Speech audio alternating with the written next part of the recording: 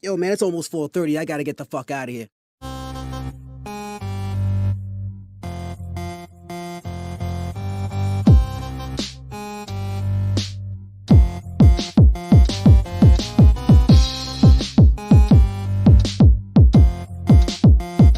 This is the social norm. 1, 2. You want top dollar and pop bottles and drop knowledge. Hit the throttle on nice autos without college. Do yourself a solid, put them boys on your screen. Wait, who do you mean? I mean canteen and beans. When the social norm is on, you better pay attention. They teach you lessons, make you laugh when you're stressing. Must I mention that the style is infectious? I gotta have it, I gotta have it. The rapid fire gabbing on my tablet.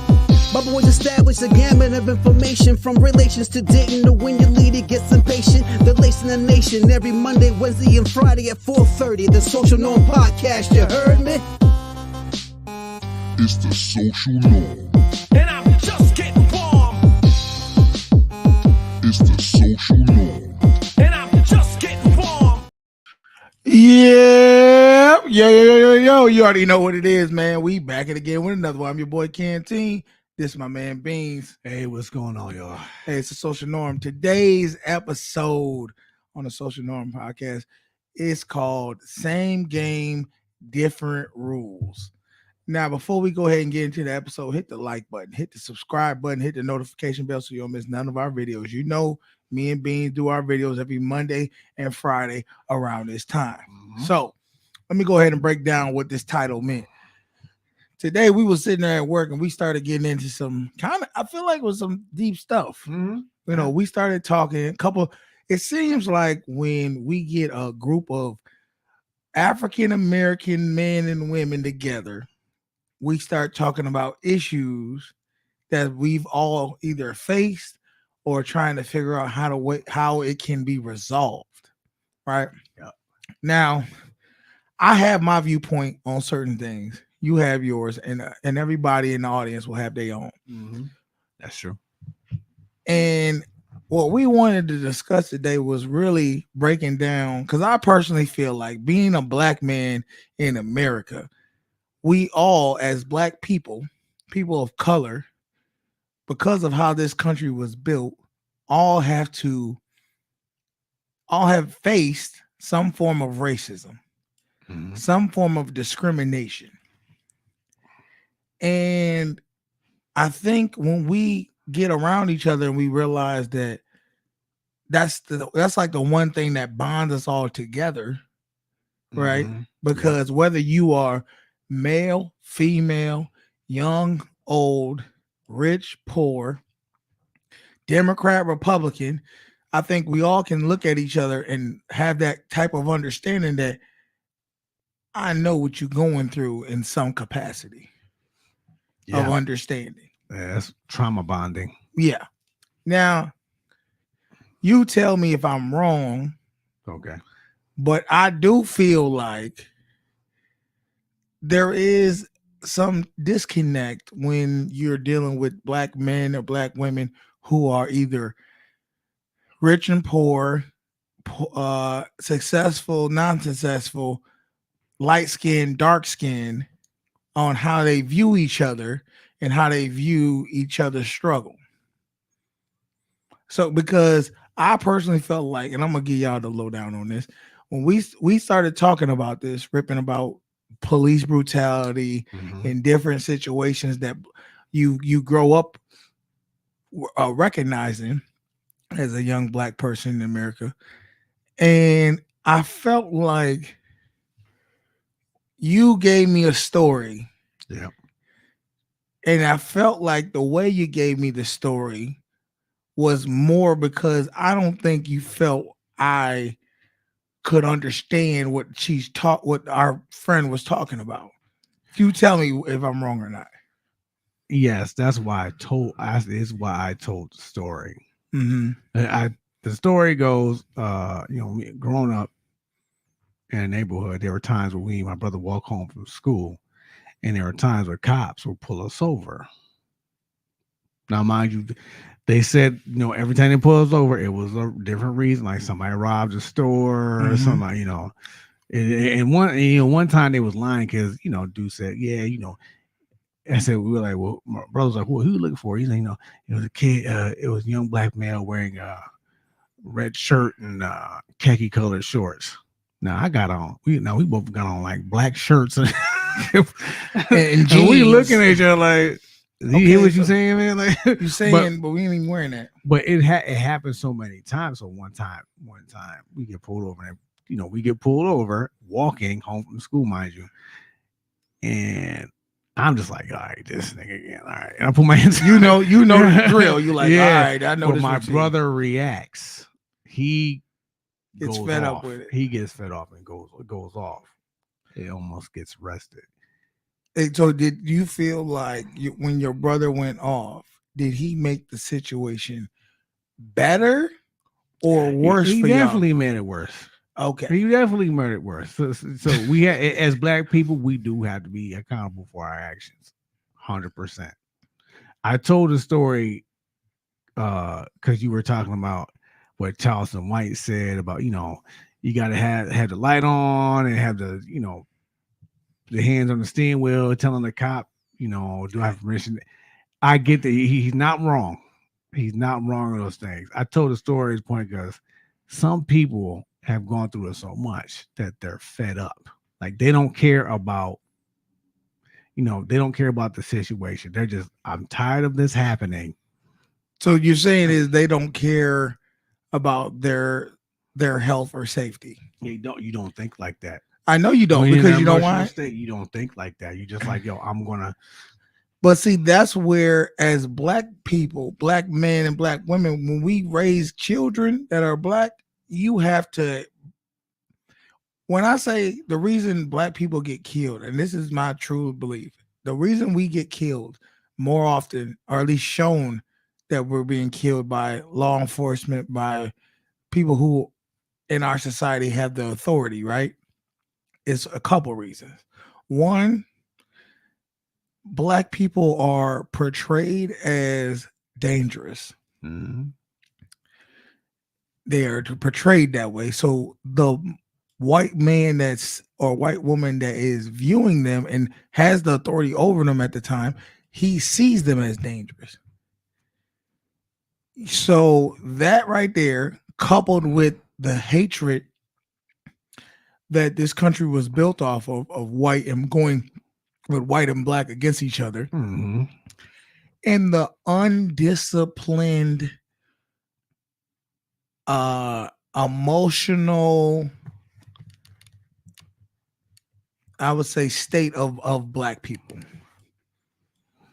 Being super emotional, being sensitive, coupled with all those situations, cause for a combustion of a problem, and unfortunately the black person ends up being the one to deal with like they get the short end of the stick of that. Yeah, and you gotta understand too, the person we talked to, they came from a different generation. They're older They're older than us. Like if you talk, I don't know how old your father is, but you talk to 63. You talk to my father, he's almost 70. He grew up around the time Malcolm X got killed. Martin Luther King got killed. My dad was a little kid when Martin Luther King got killed. Yeah, Huey Newton got killed. Fred Hampton got, like, all these black political leaders were getting killed. Yeah. And after a while, you know why? The outrage. You know why black men and black women are getting killed that actually had influence in the black community? Because two things. One, they didn't know, and I hate to say this is the truth. They didn't know how to play the game. See, white people created the game of America. And they understand if you want to win, you got to move in silence. You can't show your hand to your enemy. Okay, so let's say you Martin Luther King. Mm-hmm. You want to end Jim Crow and segregation. Mm-hmm. How do you do that in silence? How do you do that in silence? Mm-hmm. Well, first off, you got to make sure your enemy.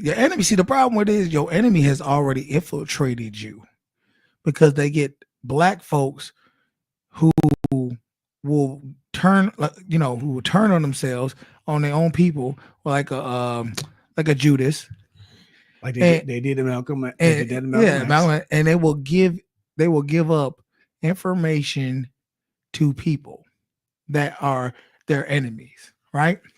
So if you know that's the case, then you have to find a way to communicate, but have a tier system to where you won't be able to infiltrate, right?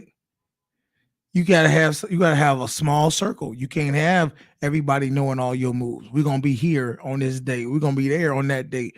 There's a reason why they knew Martin Luther King was gonna be at that hotel at that place at that time, because they got information fed to them for him to do that. Okay, this ain't checkers, it's chess. So as soon as you start getting too big, we're gonna go ahead, because everybody knows this country's based off of hate and racism. They're never gonna make it seem like the government or anybody is the one who's doing this. It's just some hateful ass white dude. Which, you know what I'm saying? That's what they're gonna try to play it off as. They're gonna have a scapegoat. So what I'm saying is, if I'm Martin Luther King, Malcolm X, I'm going to make changes in our community through educating people, books, different things, and give the information for free. Go ahead. Okay. Well, And then I'm going to infiltrate the government. I'm infiltrating the only way you can really affect change, true change, is from getting within the system that you are already being oppressed by. Okay. Now, when you're talking about education, right? Yeah. Because money talks and bullshit walks. This was part of the problem back then. Mm-hmm. They weren't only segregation in the communities; there was segregation in schools. Segregation. Okay, yeah, that's true. And this is why they wanted, one of the reasons why they wanted to integrate, because black schools didn't have the resources that the white schools did at the time. And there were times where they didn't let black people in. That's why they had to invent those HBCUs, because they weren't letting them in. Okay, so this is the thing. Colleges. So this is the thing. Ready, watch this. If we pay taxes, right? Mm-hmm. You guys, this is the thing that black folks have never really realized. Martin Luther King tried to present it to us, and he was effective.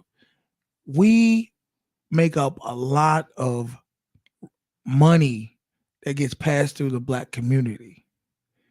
You hit their pockets, and that's how you affect change. We stop using your buses. We stop using your products. We stop using anything that make you money. And when you start seeing the money get hit, and you start seeing your money decrease, then we come to you and say, you want this to change? This is what we want. They did do that in the bus boycotts. They did do that 100%. But see, I'm not going to make. You can't give it a face. See, Martin Luther King, Malcolm X, they gave it a face. They made their face be the representation for all that, right? Now they realize, okay, that's the leader. We got to infiltrate him, ruin his life, destroy him to make him an example. See, this is what they did when when they did the lynch. If you ever read the lynch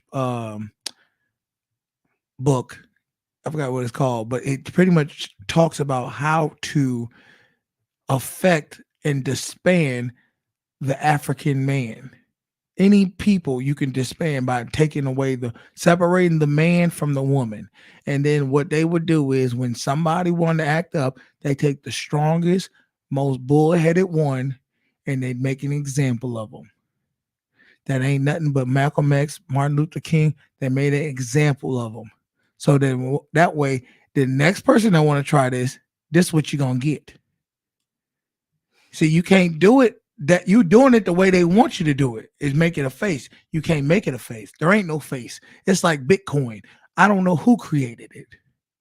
You can't show me the reason Bitcoin the way it is today. You can't show me who made Bitcoin. All you know is a name, a fake name at that. That the person who name on that ain't them, right? That's true. So now who can you attack? It's a nameless, faceless attacker. You can't attack nobody because you don't know who's it coming from. That's how you come at them. And then the problem with that is in those times. Go ahead. Even throughout history, whenever there was some sort of liberation or revolution, the people always need somebody to rally behind. The low vibrational people do. They need somebody because everyone. It was everyone. But see, this is the thing. The leader is a symbol, whatever you want to make it. You ain't got we got to think outside the box. It don't got to be a man. It could be a symbol. And we all like the Underground Railroad are all part of this system that will. If we make the call, we don't know who makes the call. Maybe a small group, maybe 3-4 people know who makes the call, but the rest of them, they don't know who it is. Right? You'll just give you the instructions, and that's all, and then you do your part. And your instructions might be, yeah, and that's how the Underground Railroad was. Yeah. However, go ahead. Who do you recognize? Who do you think of when you hear Underground Railroad? I think of a few people. I mean, a lot of people think of Harriet Tubman because she was a woman who brought a lot of slaves from the South to the North. She might be the most famous person, but you do think of a Booker T. I think Booker T. Washington was part of the Underground Railroad. Yeah, he was a political figure back then. But he was part of it. He knew what was going on, and he was involved in it. So there's a lot of people who were involved, not just blacks, but a lot of whites that was involved in the Underground Railroad. So I'm just saying, and guess what? When Harriet Tubman, when her name got out there, what happened? You saw her name on a poster they find this woman, kill her. Right? Now, granted, we're in different technology. Back then, it's a lot harder to find somebody than it is today. Mm-hmm. Okay. Yeah, you know, I don't know if this is a real story or not. Go ahead. The story of Spartacus, right?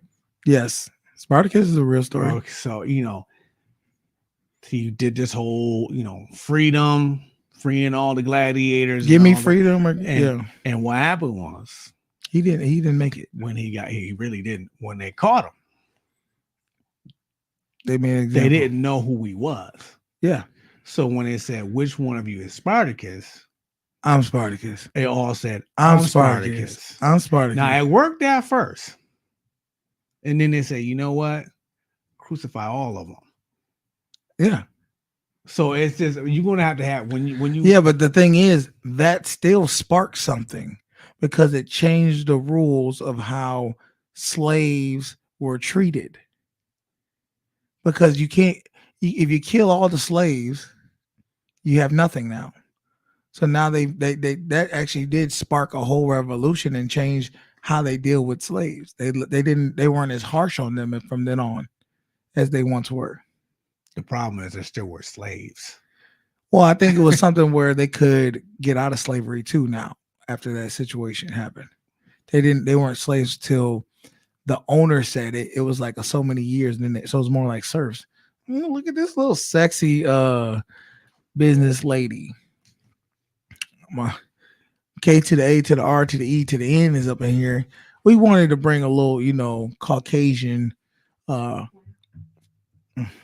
wouldn't say flair. I don't really consider the Caucasian experience flary, more of a an experience.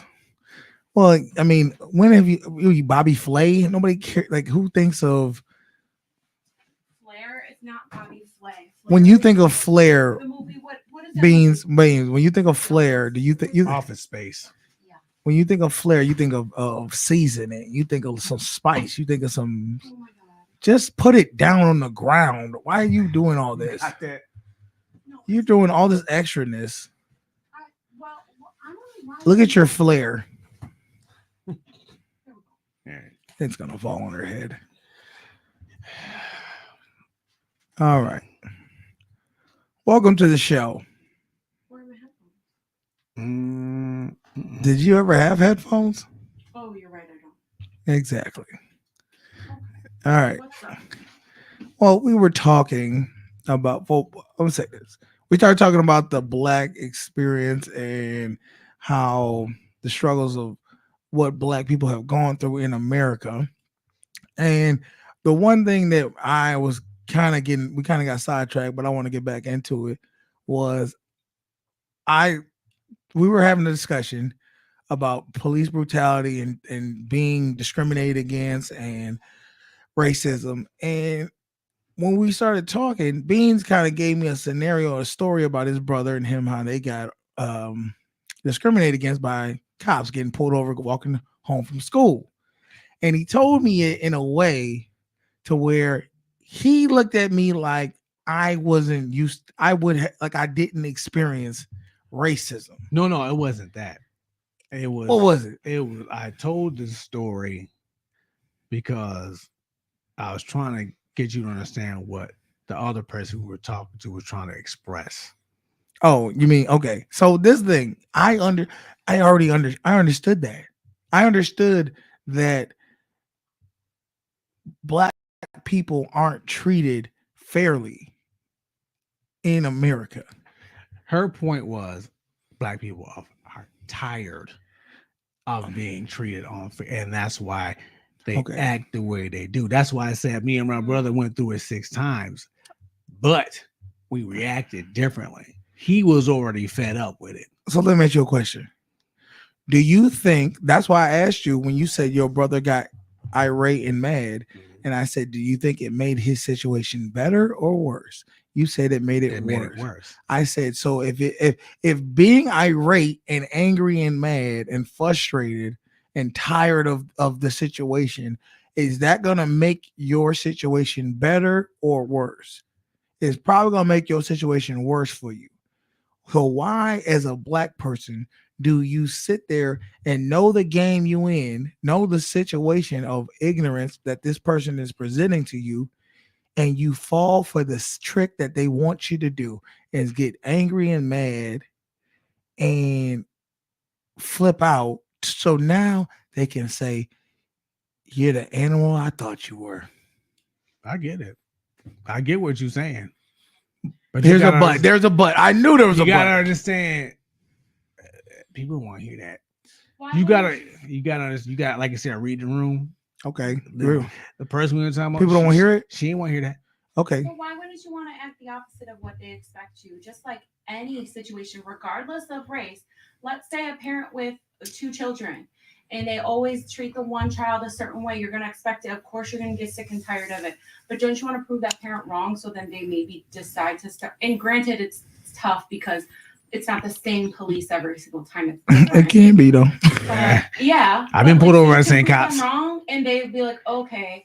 But what you, in that degree, you got to understand that sometimes you can do the right thing over and over again. I never did anything.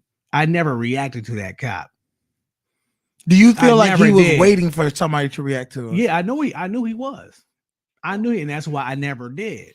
So once again, if you as a Black man or a Black woman know that they want you to react, it's like when I go in, the Jets lose, right? And I go into the jail and they are sitting there, how about them Jets? How about them? They want me to react. You did. No, I said I'm tired of it. I did. I gave him. I flipped him off. I did. I'm saying I did because at some point it was all day. It was all day. I was like, yo, can y'all leave me alone? I knew it was gonna happen, and at that point, I've been fed up with that situation. So anybody say something about it, it's like So you reacted how they expected you to react? I don't know if I There reacted. you how they go. was You supposed just to. said it. You got fed up. I did, but this is what And I'm you saying. you just boom, you did it. However, in that situation, you don't have any. I have no fear of. Yeah, that's what I'm saying. I don't have any consequences from it. I'm talking about when you have consequences. When you know that people are losing their lives and getting charged with things unrightfully. Some people don't care. Okay, I'm gonna give you an example. Some people. Okay, I'm gonna give you an some people example. are radical. Okay, let me ask you this, and I know you're like this, but I want to Mhm. see. I'm trying to play it this way. Let's say your girl come in, she show you, I bought this new dress. Do I look fat in it? And you like in your head, Yeah, and she did. Yeah, you're gonna knowing don't know it. Now you know your girl, you know how she react to certain things. Do you think it would be wise to feed into what you want to do listen, I get it. versus what you need to do? I get it. I don't react to cops because I know I see the outcome. The point is, I was trying to make it. I understand why I No. see people react do how they too. do. But I also feel like some people let their ego get in the way, and I don't know if it's That ego, no, it is ego. but It's ego. Like, I'm not gonna succumb to this. I'm not gonna. I won't bow humble to myself. authority. I won't, and I get it. It's one of those, especially as a black man. This is something a black person. We have no say on being black. This is That's something it. we're born with. That's it. That'd be like if you were born with a fucking lazy eye and you can't do nothing about it, and everybody's like, "What the fuck you doing over here with this lazy ass eye?" Call you Cyclops. Yeah, and or all something. that shit. You get frustrated after so much unfairness in life, but It's been throughout history. It's not even just black people what? who reacted, sir. Who called for you're peace? right. Who called for peace? It's just, and it's just unfortunately in this country, it's just But the whole point of living is for survival, right? Is it not? But Yes, I feel like lashing but out isn't gonna help the cause. people get tired of lashing out. Look at the Black Panther. Some people call them a terrorist group. They did. You know how they started out? It started out Helping the as community, helping the community. protecting the community from It was injustices. they did breakfast programs. They did after school programs. The gun that's how they started. It started, but it started But just the- like Hell's Angels but started, the- all right, and then but- it went to something else. But the police brutality caused them to take up arms. No, you're right. I agree. But And they get tired. They got tired But of did it. it help? I talked to a person that we used to work with. It did. She recently retired, and she's an older woman, and she was in the Montgomery boycotts. She was during that time period where they were boycotting civil rights movement, and she's talked to me about how when she was going as a little girl, she would go with her mother to these meetings. They would train them to deal with irate people, to deal with harassment, to deal with injustices, and to not react because the cause was bigger than them react. Because then if you react, you lose all credibility. Yeah, that's what the Black Panther did. They taught people the law. So when the cops would pull them over and try to quote some type of bullshit, they were like, no, under the law it says blah blah blah. That's what they did. You never, if you go back and look, you never hear about the Black Panther saying kill cops or doing anything. No, like most of that. most of the Panther people who were on trial stuff, they actually had like law degrees and went to school for being a lawyer and things. Now like the that. cops did kill the Black Panthers. They did do that.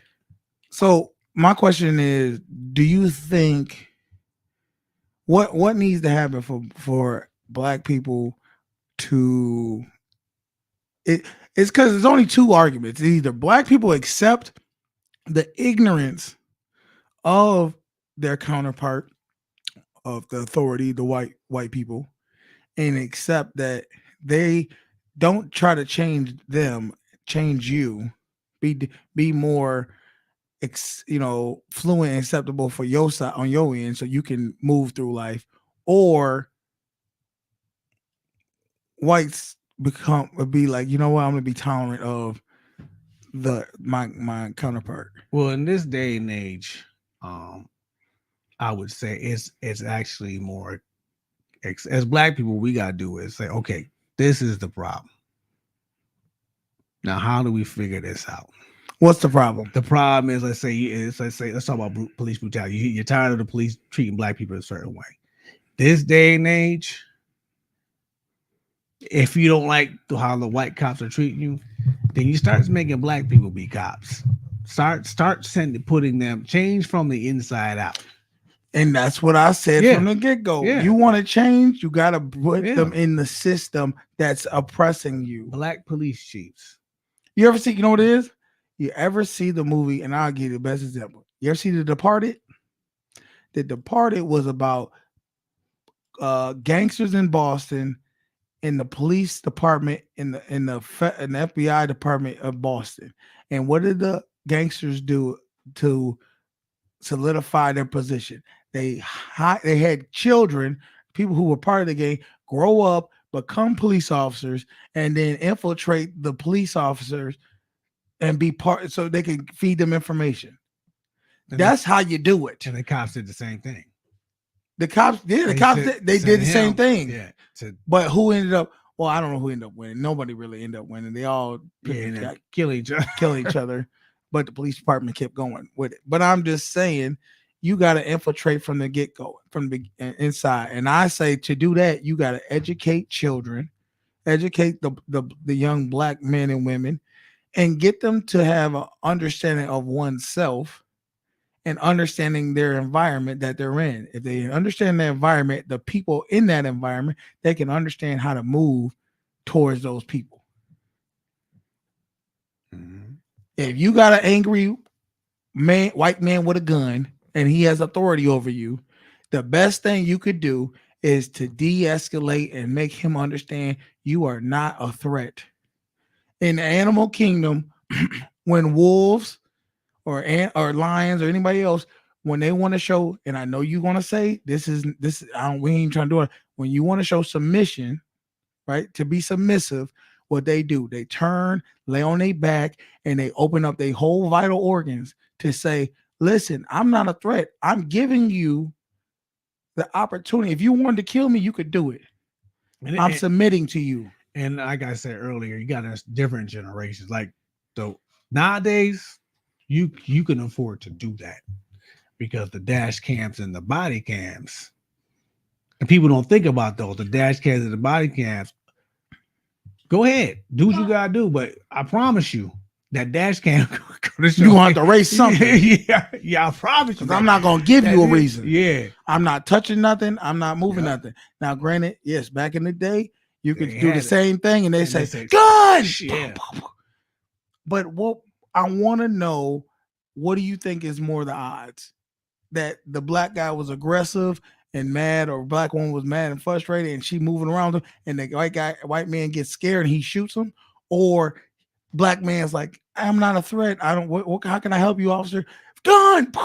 Unfortunately, in the black community, you see a lot of foolishness. Unfortunately, especially nowadays, I've seen stuff like, you ever see these dudes with these sovereign citizens? They try to quote this. Well, one dude told the cop, "Well, I'm actually not. I'm not driving. I'm traveling." And the cop is like, that sounds familiar. You're driving on this road. You do stuff like that all the time. I ain't never did that to no cop. No. I'm not saying you do that to cop. You just do that in general. Okay. Like if somebody were to be like, "Oh, are you at home?" You'd be like, "I'm at a home." Like, you do that. Does he not? You do that to her? No, don't look to Beans for co-signing, because he's not gonna stay on my side. I had to think. I'm like, have I ever seen you here? Have I ever heard you do something like I don't that? do that. Yes, you do. You said that's. Or like, I don't know, I'm gonna make something up. Let's say I bought you a hat and I specifically wanted you to wear it a certain day. I'm like, are you wearing a hat? I got you. I'm wearing a hat. Yeah, that's you. I'm wearing a hat that you got me. Play on words. Yes. That's what she's saying. You do. She's saying I'll be like, he might have bought me another hat, and I'll be like, Yeah. I'm wearing a hat Yeah, I you did bought wear it. me, I but did I'm not wear it. wearing Exactly. that hat. But not specifically that hat. That's what she means. It's like you know which hat she wants you to wear, but you just like, oh, well, And I'm wearing the when hat you you do bought. it me. to authority, it seems very what's the word? like you're belittling them. yeah, you're playing with you're them? trying to be smart and You're trying to play with them. they find that disrespectful. Yeah, but I see that a lot nowadays. They're starting to do it in court too. People I are don't know. different now. Yeah, I don't know who came up with this whole sovereign citizen thing. Yeah, matter of fact, and I hate to put it like this, this black girl, she tried to pull that on the cops in her home. They had some type of warrant for her home. And she's like, that I don't live. That's not me. She's basically saying, they play on words. They're like, look, you gotta get out of here. And she actually had a shotgun. She had a shotgun. She had a shotgun, and they were trying to talk her. The negotiator was trying to talk her out of it, but she started saying this sovereign citizen thing, and They shot her. Yeah, they shot her and killed her. Unfortunately, it's like it's a weird thing that they do. It's like, well, I'm a sovereign citizen, so I don't have to obey the rules. What she's trying. Defiant. So what they're trying to say is, I'm not accepting. I'm a citizen of America. Of America. So I don't follow by their rules. I am a sovereign, meaning Yeah. I'm like an immigrant. I'm in my own. I'm my own country. Yes. So they're trying like reservations. That's sovereign land. Yes. They You can't go on their land and make their rules. Yeah, because they make their own. But that is recognized by the government. And even itself. then, it's only so far because Yeah. they still have to follow some rules of the government. Yeah. But see, stuff like that. This is what I don't like about our black community. That woman, right? She's playing whatever game she's trying to play to get away with whatever she's trying to get away with. It doesn't work. They end up, it escalates. She has a weapon and they kill her. The black community or communities in general will have a problem with the law enforcement, especially let them be white, and not even acknowledge the foolishness that this woman was presenting and the fact that she had a weapon and she probably was irate. So I'm just saying, look at the whole scenario and say, how could this have been prevented? If she would have not held a gun, if she would have been a little bit more compliant, do you think she'd still be alive today? Probably. And certain states have different like I saw this in Mexico. In the prison we work in, the tower officer has a rifle, right? Mhm. Lethal rounds. Mm-hmm. So if things go happen, the first thing he does is shoots a warning shot before he shoots. There's criteria before they can. There's steps that you're supposed to go to for escalation. Yeah. In Mexico, what they have is they have two rifles. They have an orange one and they have a black one. The orange one has beanbag rounds. So they say if non-lethal, they tell you grab that one first. So if you have to shoot, you're gonna hit them, but you're not gonna kill them. So are you saying that? Are you giving us this scenario to say that Americans we should have non-lethal weapons? I would say not first. Yeah, starting off with somebody. Yeah, starting off. I can understand, especially if somebody's like kind of on a deranged mental state, Yes. like they're just not really making any sense. Like maybe de-escalate by shooting them in non-lethal, put them down, and then control the situation. Yes. Go ahead. I mean, there are going to be extreme situations if somebody got a gun. She got something to say. Well, I have a few things to say, but in regards to that, if everybody knows that it's non-lethal, aren't they going to do more because they're like, oh, it's not going to kill me, whatever? No, well, it's going to put you down. It don't matter if you know if they're non-lethal or not. Kind of like that, yeah. Do that. But a beanbag is more like it's going to knock the air out of you. I could also see a cop having the tranquilizer darts and be like, oh, I shot 5 because I thought I missed and they died because I gave them too many.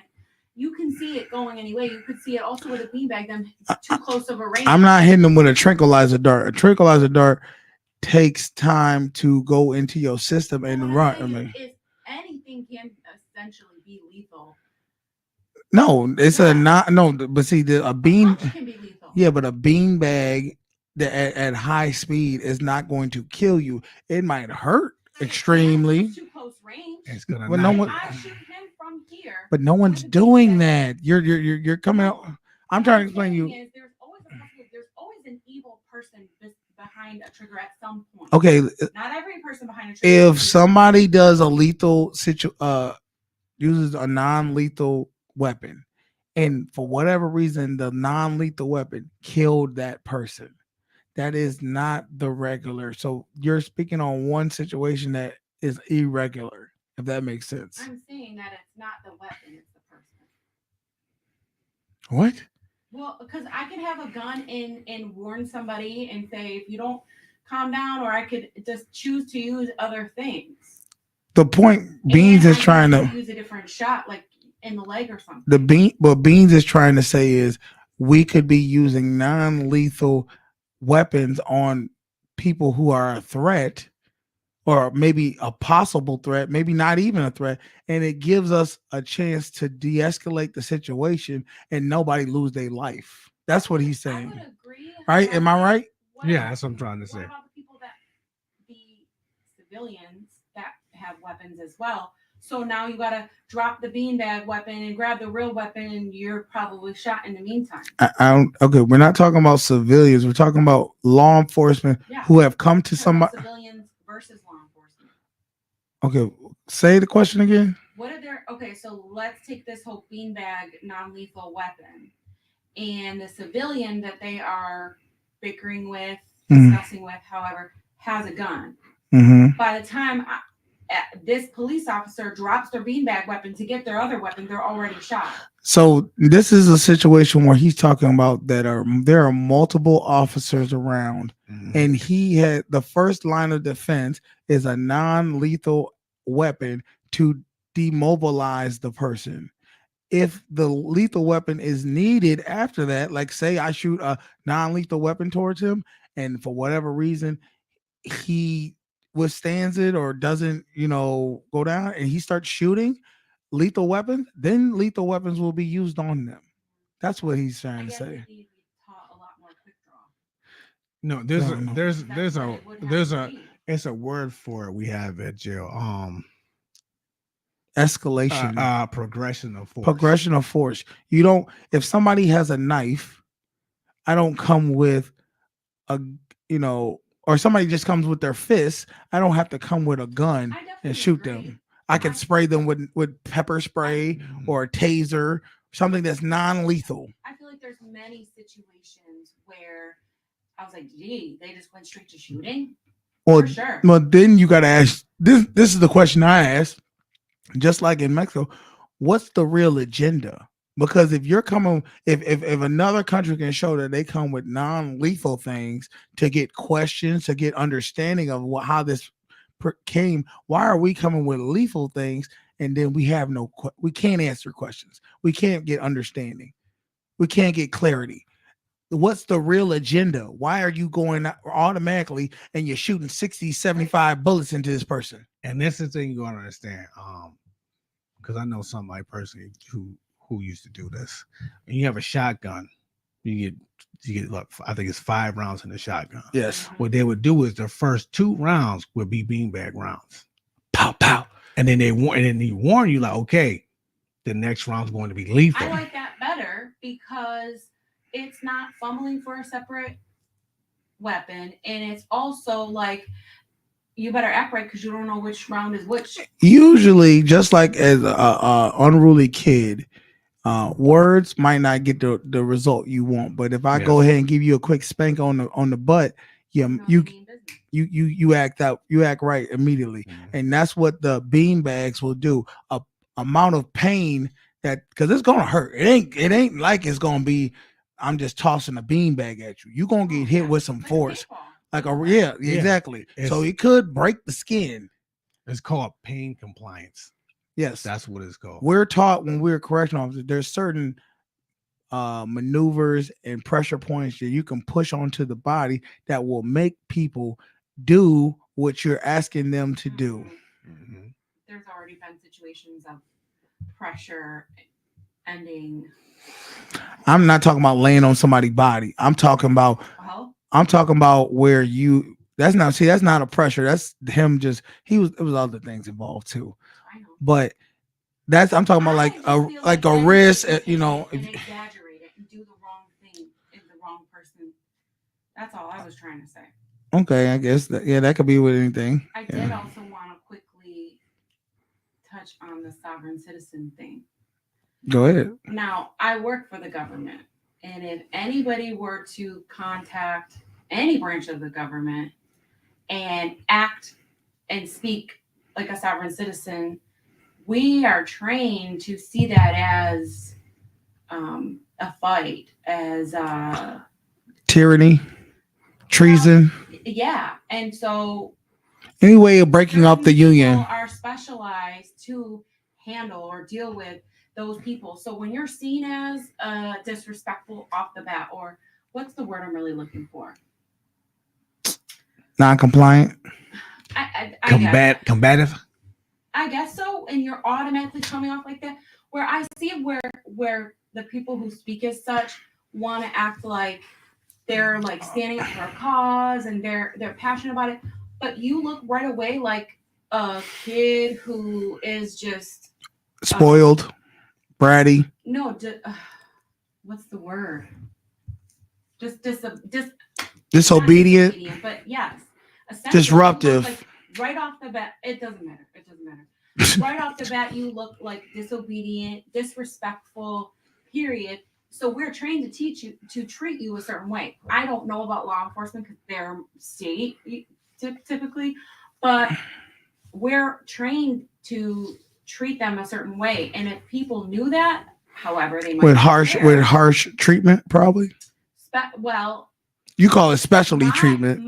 Because my job isn't a physical job like that. I'm not tackling anybody, but we have specialized people to discuss and deal with those types of people. And I'm sure law enforcement are trained a certain way to deal with people like that. Just like parents, or teachers, if you have a disrespectful student, you automatically treat them differently than a student that's always compliant, always obeys, always listening to you.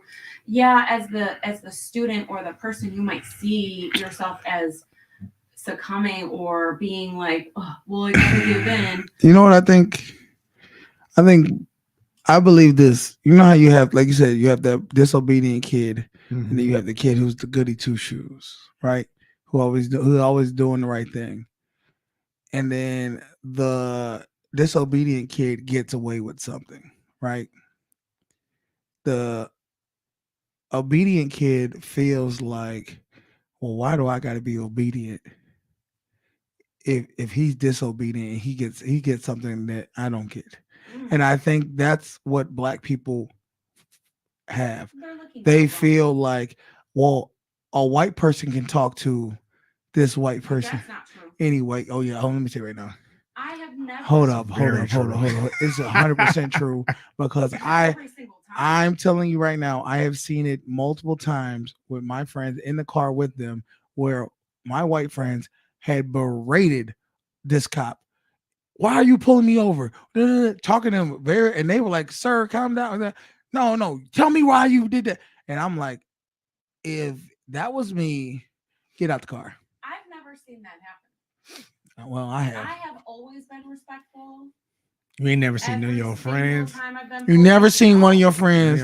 Talk. Usually she was the driver. Well, give me the ticket then. Just give me the ticket. I'm tired of looking at you. No, I have been respectful every single time. And in fact, my dad has taught me, which I don't listen to him, but my dad has taught me to just be like, I'm sorry, and like admit to whatever they're accusing me of, which I do not do. But my dad is. So he told you to admit to do what? Yeah. Like if I wasn't speeding and they said I was speeding, he's like, just say yes, I'm sorry. No, I do not do that. And let me tell you why. Next time you get, next cut time you down. You look loud on the mic. Next time you get pulled over, right? And you say, yes, I was speeding, and they print you out a ticket. If you look at the very bottom, what you said is They on admitted to is what you said is on the bottom of that ticket. I actually saw a video and it said never to even say, like, if they say, do you know why I pulled you over? Don't say no. Don't. And if they say, oh, you were speeding, say, oh, I don't know how fast I was going. No, you say, Yeah. why did you pull me over? Yeah, you ask them. I don't know. I was going the speed limit, because regardless, they're gonna say what they think. And I actually did that once, and I got out of it because I got out of it in court.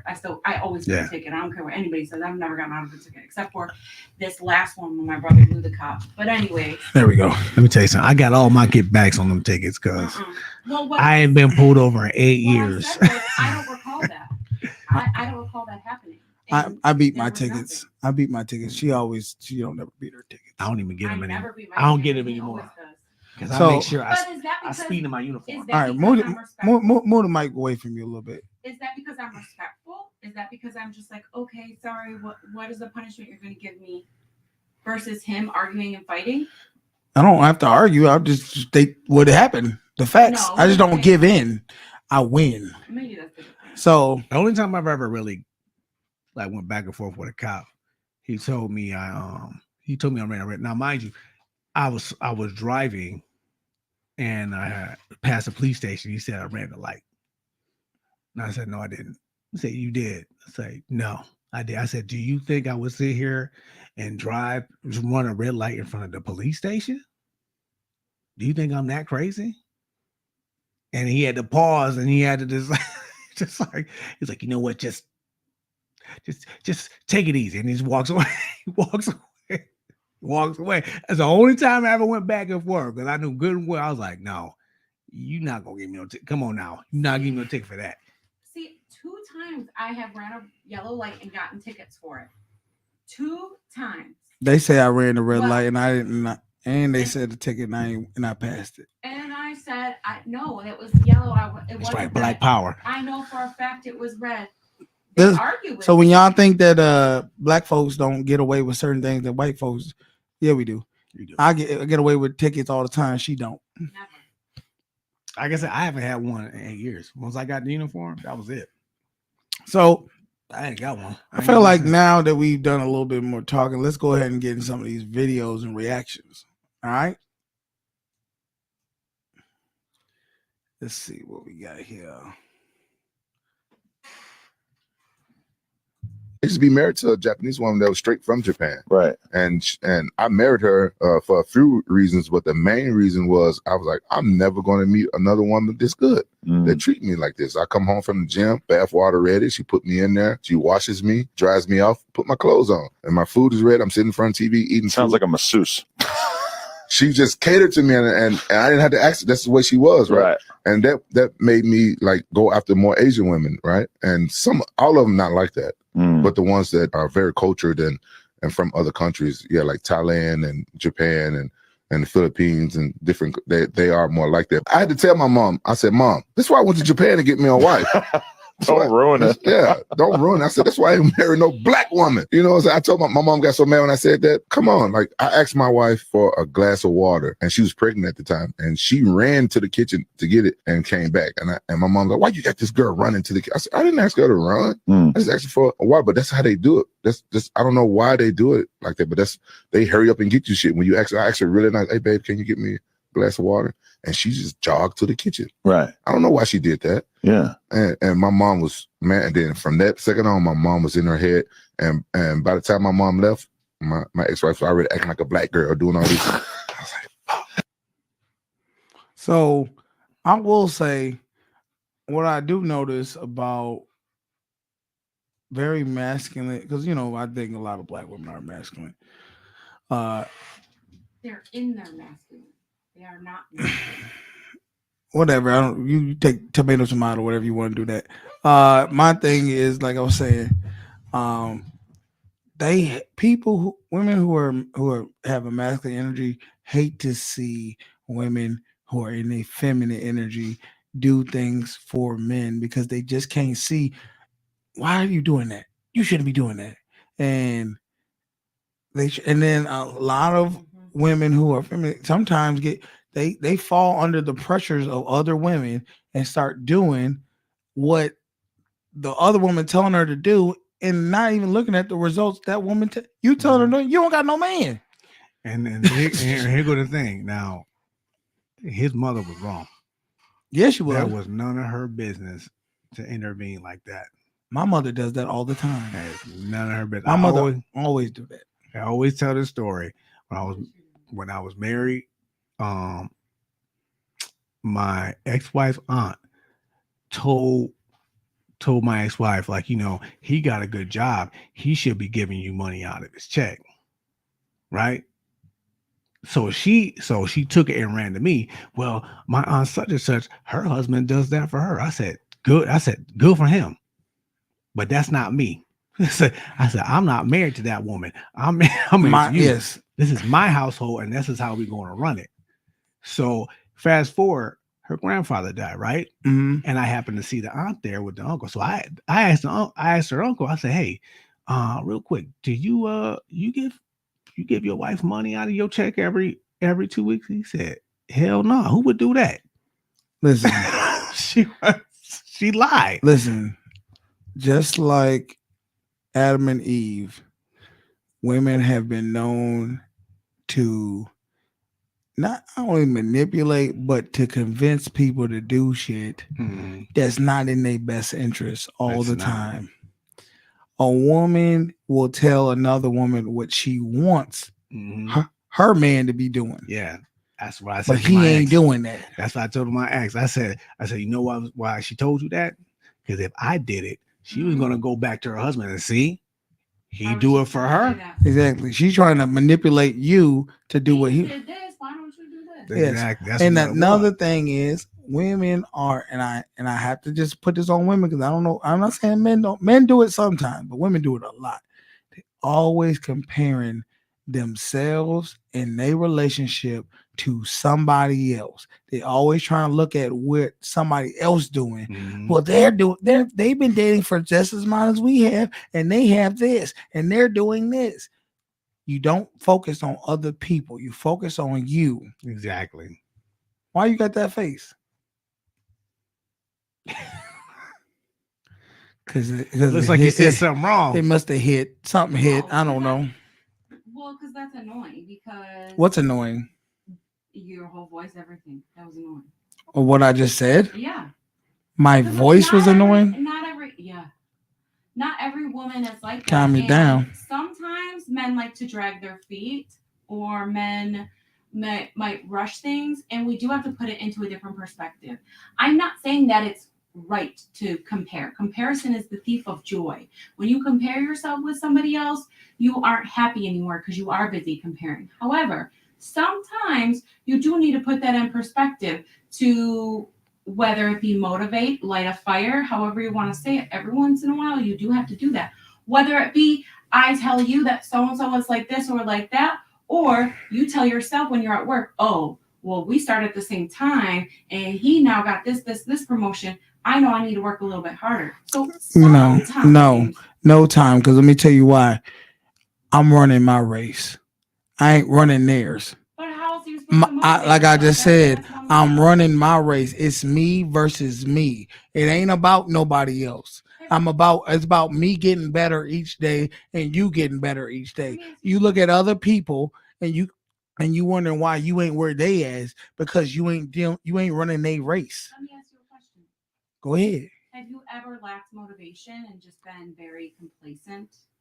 Yeah, I feel like everybody has. Mm-hmm. And so it's not 100% of the reason, but comparing can help you. Okay, well, what did he do that I didn't do, or what did he do that I shouldn't do?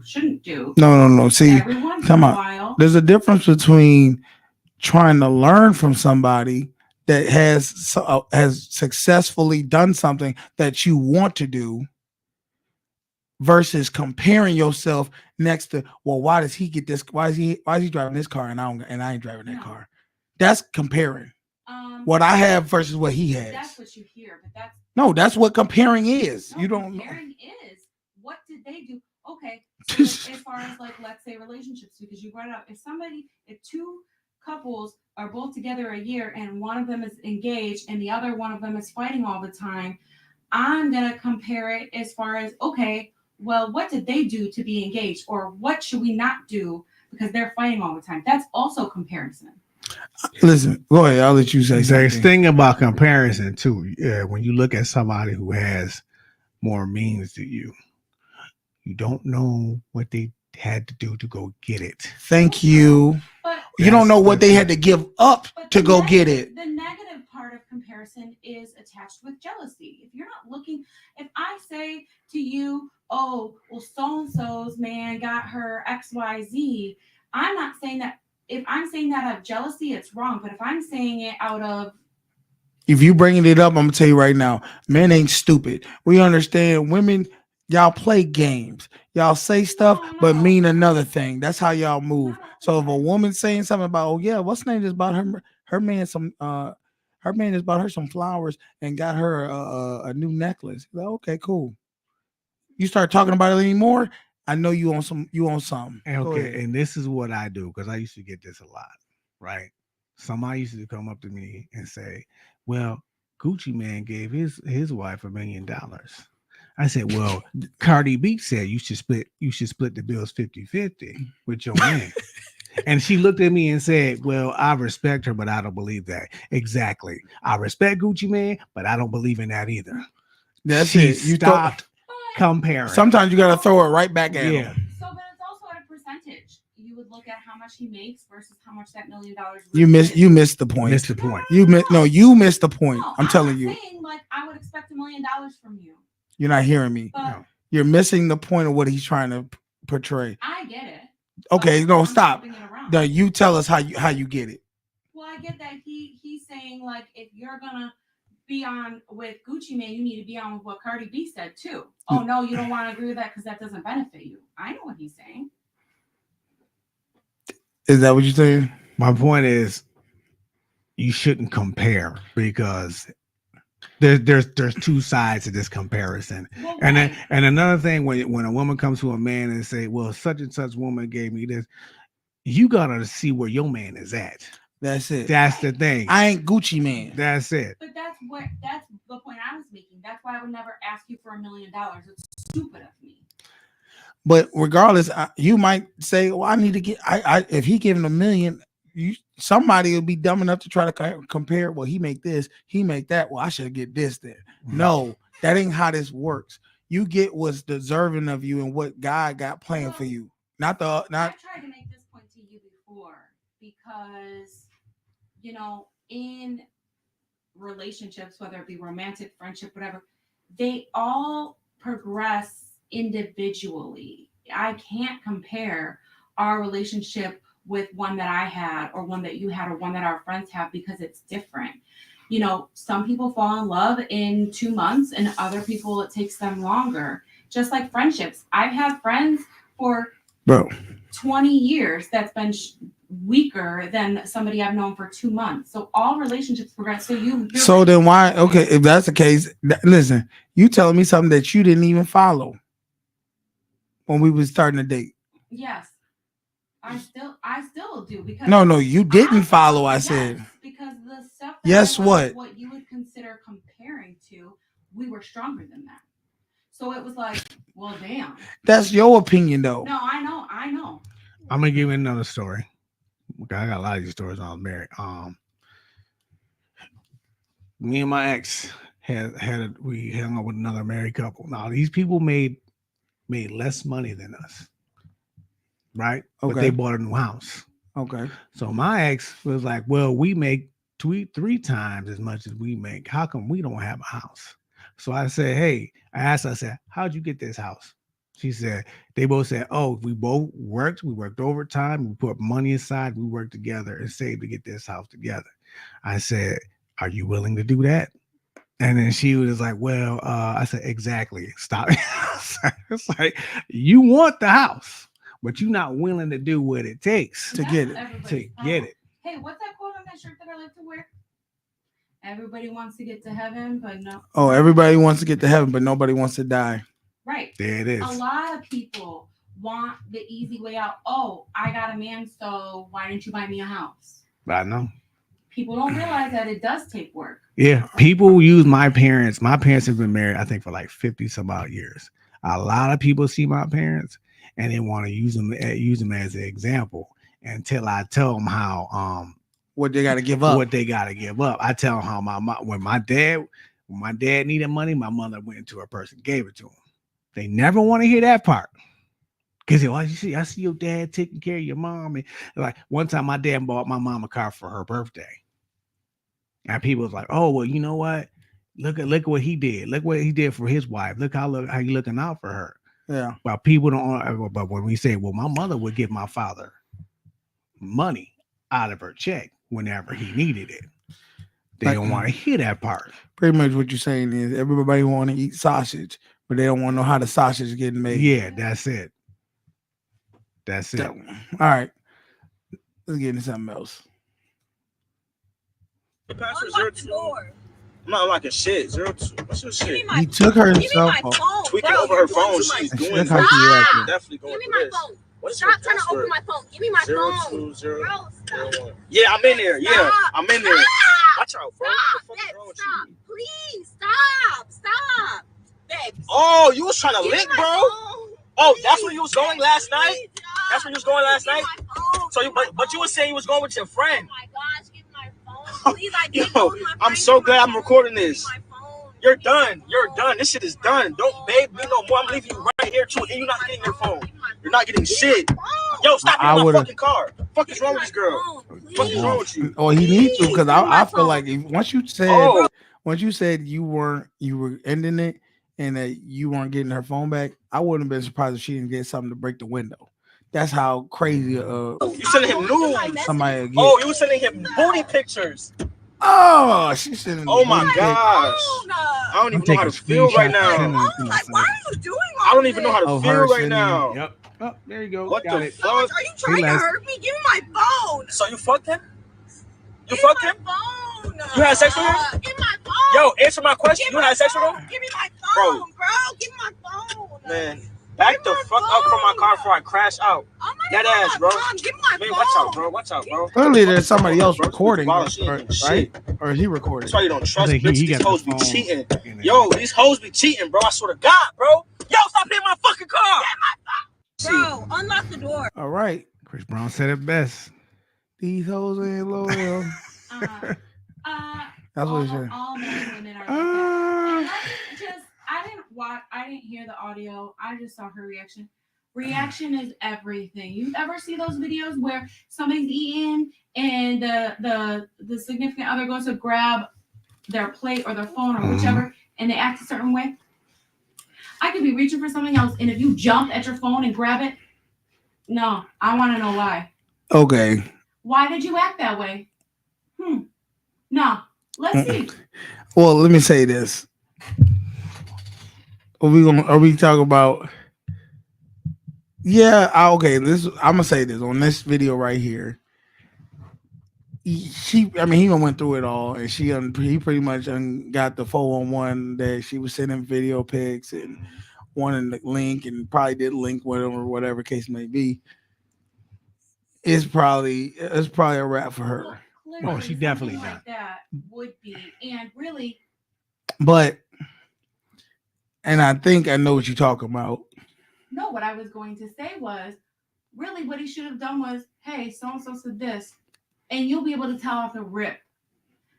People aren't really good liars. I don't know, can notice man. the That's difference. true. No, you can notice the difference. You think people are good liars? I've seen some women just straight. Can I ask you? Do you Yes, think? but you can notice. Do you think people are good liars, or you think there's people who love to be lied to? There's some people who love to be lied to. And you There's looking at them like, some you people gonna fall for this bullshit. We all got that one friend. We be like, yo, this chick is out here cheating on you. Nah, I don't. But see, that's where somebody really loves somebody. They Yeah. want to believe Right.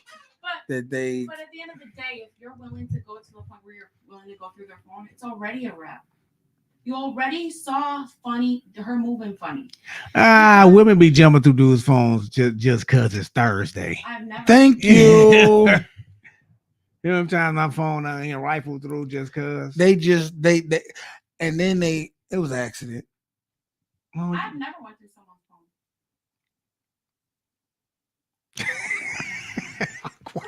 I've never went through someone's phone. Listen. But here goes the thing: if you gave you a chance to, would you? No. Listen, we're gonna leave our stuff. Yes, he's left his phone in front of me. I know his passcode. I could. Mm-hmm. He's went either to the bathroom, couldn't find his phone many times. I do not touch it. My thing is, I'm gonna be vulnerable. I looked over his shoulder, and just the other day, I accidentally, when it was in his hand, I pointed at something. No. Correction. It wasn't in my hand. It was not in my hand. It was in your No, hand. it wasn't. It was sitting on the thing. I did didn't. not touch it then. When I touched. Oh God! I wish somebody. We need recordings at all times. His screen, and I was looking at it. Can I say something? He picked it up, and I said, "What's this?" Not realizing I touched the phone. I thought I was just pointing. That was the only time I've ever touched his phone without just being like, "Oh, here's your phone." This is what happened. I had my phone propped against my jug of water because we were working out. I'm recording this. When I put the camera on and put it there, I turned away. I went to do something. When I turned back, she's over near the phone, and the phone has switched over from stop. Matt, that's why I said we're gonna give it up to God. We're gonna say, God, listen. Never touched your phone. We're gonna. Can I tell him the story? When I turn back and look, it's on a different screen, and she's like, "What is this?" Or she says, "Who's this?" And I said, "What?" And I look, and then she clicks on the person and opens up the conversation, and then that's when I took the phone. I said, "What you doing?" Well, who is that? Can I tell you She said, I said, "Why are you clicking on my conversation?" She said, "That was an accident." Can I tell you my side? How was it? No. Be quiet. He was recording us. Okay. It was on in his Snapchat. I don't know if he sent it to somebody or sent it to his story or something, but it was on the list of people. When it was sitting there. And I wanted him to see me too. I was like this, waiting for him to turn around. Your hands was not behind your damn back. Your hand was pointing at the thing and said, "Who is this?" And then you clicked on it. He was turned away the whole time. I was like this on purpose. I wanted him Okay, let me ask you this. So he turns around and grabs his phone and says, "How did it get on there?" I said, "It was on there. Who is that?" And he was like, "My phone wasn't on here." I said, "Who is that?" And then I went like this, but I thought I was pointing. No. It was in his hand. I said, "Who is that?" Because he was like, "Ooh, what?" Y'all hear the story. Y'all make your own assumption. I didn't mean to touch it. I meant to point. I didn't know my finger was that close. That's when I said it was an accident. I didn't hit. That might have been God. That might have been he didn't realize that he had it on there. And I just said, "Who is that?" He said, "Oh, it was someone from high school." You believe whatever story you want to believe, Beans. It's tough.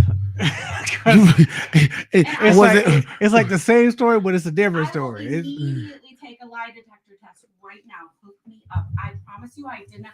Because she's saying she didn't change the screen, and she's saying she didn't. I didn't mean to touch the screen to click on the conversation. I did not know how close my finger was because he kept going. Who? Huh? What are you talking Oh, about? I was doing this with the phone. What? Your phone, and you're pretending like you're stupid. So I said that, and I didn't realize my phone was that, or my finger was that close to the phone. Y'all be with me, y'all. And you were there. That's what is baffling. Is he saw me, and then I went, "Oh," and then he was like, "Why are you clicking on my conversations?" It was an accident. You could, like I said, you've heard her story. You've heard mine. You decide who you believe. I'm telling you. All right. We're gonna go on to the next episode, thing. And then at the end of the show, Beans can tell us who he believes. All right. Okay, one more man. When a woman is holding out, she say, "I don't feel like it tonight." He say, "It's been 2 weeks." What would you do in this situation? Now, I know what some people gonna say, you should cheat, and that's the wrong answer. Y'all should sit down, have a conversation like adults. Try to come up with an agreement. If y'all cannot come up with an agreement, then you should leave. A lot of women are going to try to say that sleeping together isn't that really big of a deal when it is. It's not a big deal to y'all, but to us men, it is. Because women, y'all are going to get guys throwing themselves, guys shooting their shots at y'all regardless. Once a man is in a relationship, more times than not, the only woman who's really going to want him, the only woman who's really going to have eyes for him is his woman. So a lot of men crave that intimacy from their woman. I know it's not a big deal to some women, but to most men, it is a big deal. And they only want it from you. So if you can't give them that, and then what I don't like about that whole situation is women, you will meet a woman and then y'all start talking about a relationship and she'll say, I don't want you sleeping with no other woman. You'll say, okay, cool. I won't sleep with no other woman. But also, I don't want you to sleep with me. So you just don't want me sleeping with nobody at this point. That is some form of abuse to me. Hey, take it how you want, but I feel like that's some form of abuse. All right, let's get into it. What do you feel? Beans. Now, I wouldn't go out there and cheat. I would sit her down. I would need a reason why. Because there's always a reason why. She was just withholding? She did the scenario was 2 weeks went by. Dude wanted to have sex with her, but he's like, I don't feel like it tonight. And he's like, well, it's been 2 weeks. So, like, what's going on? And he's asking, what would you do? That's the thing. Yeah, what would you do? 2 weeks, to me, I've gone longer without it. But truth be told, I ain't gonna lie to you. I was half listening. Go ahead. Go ahead. He wants to know, what would you do in that situation? That I said she held out for 2 weeks, and she wouldn't do that. Well, let's say she did. And then I hate to put you on the spot like that. Really. 2 weeks, and I was like, let's mess around. And she's still like, I'm not feeling it. I'm not feeling it. I'm gonna tell her, look, what's going on? Talk to me. What's going on? Who you met? You got feelings for somebody else? What's going on? And I'm gonna let her tell me what she's saying. If the shit don't add up, she out. Mm-hmm. If the shit don't add up, she out. And I'm back out here in these streets. If the shit add up, you hear that? He's for the streets. I said if it don't add up. If it add up, we can talk about it. We can figure it out. You know, maybe I did something. Maybe I did something and she just didn't have the want or the strength to confront me about it. So now I've asked her what's going on, and then she feel like she gonna, it's her opportunity to say something. And then maybe after she say something, maybe we can figure out how to work past that. If we can't work past it, then it is what it is. You gotta go. Now the question is, have you ever held out on somebody? Held out? Yeah. For a long period of time. Let her tell it, yes. Me, I don't feel like it's been a long period of time. But what's a long period of time? That's the thing. Is 2 weeks too long? I feel like 2 weeks is probably long. Yeah. I don't think it's been 2 weeks. I ain't gonna hold you. Maybe a week. I think the longest I've gone was like 8 months. When you're in a relationship? Yeah, I was checked out though. Listen, that was done. They was done without really being done. I was checked out. And I told her, 8 months I would have been cheating. She had, and she lucky I wasn't. I would have been. I went 3 years, but it wasn't me. I think someone was. It was definitely we. No, it was broken. I firmly believe. You ain't gotta believe it. We know 3 years. Well, I know. Y'all not in a relationship. But I never cheated. Now I give you props. Are you saying his junk ain't working? I don't know. I went a long time without it. But we never did it. I'm like, oh, he was my roommate. Can you move that mic back? I don't know. And that's how. Just move it back, baby. And that's how. You don't gotta move your head back. Just move the mic. That's how I viewed my ex after a while. I even told her that. It's like, you just a roommate to me. You don't. All right. Fucking Donald Trump. About it. What's the difference between a friend and a significant other? A friend and a significant other. Intimacy. So personal. I don't know. I got friends who I got some friends who were who want to be significant others. I mean, they want to be just friends, but they want other things. Well, you know what I mean. They don't want to be the girlfriend. Are you talking about friend and a relationship? There's two different glitter or whatever. Intimacy. I'm talking about my friend Juicy. Yeah, Juicy. She ain't your friend. Yo, she is friend. No. Cool. I haven't seen her in a long time. They cool. Right, because it's not appropriate you being in a relationship. Of course. I could all. If I see her, like, hey, Juicy, I keep pushing. But Juicy, I've known Juicy for years. I feel like every woman would feel threatened with a girl. You got a friend, and her name is Juicy. We just I love that. I love that name for her though. He named her Juicy. No, I know that, but I'm saying if I told her, yeah, I got a friend, her name's Juicy. Instantly, she like, I need to meet Juicy. She gotta go. No, I wouldn't. I want to see what Juicy. Who Juicy? What's Juicy look like? Where's she? My thing is, how you know her? I don't even know. Honestly, I've called her that for so long. I don't even know her name. That's the thing. She would be mad. Because if I say, "Oh, my friend named Juicy," you know what she'll say? What's her real name? Yeah. Let her name be April. She'd be like, her name's April now to you. She's not Juicy. Listen, there are people who her name's Juicy. There are people who have known me for beans for so long they don't even know my first name. That's what I'm saying. Your name, listen, if your nickname is strong and people call you that, your nickname is your nickname.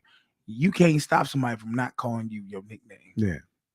Even if the nickname is something like, Juicy or Bubble Butt. Paint Chip. Yeah. Paint Chip. We got a guy named Paint Chip. Yeah. I don't try to call him Paint Chip anymore. I used to call him that. Hey, I asked him his name the other day. I said, look, man, what's your name, man? Because I've been calling you for like 8 years. He answered to it though. Yeah. He's accepted it. Yeah, he accepted it. All right, let's get into another video.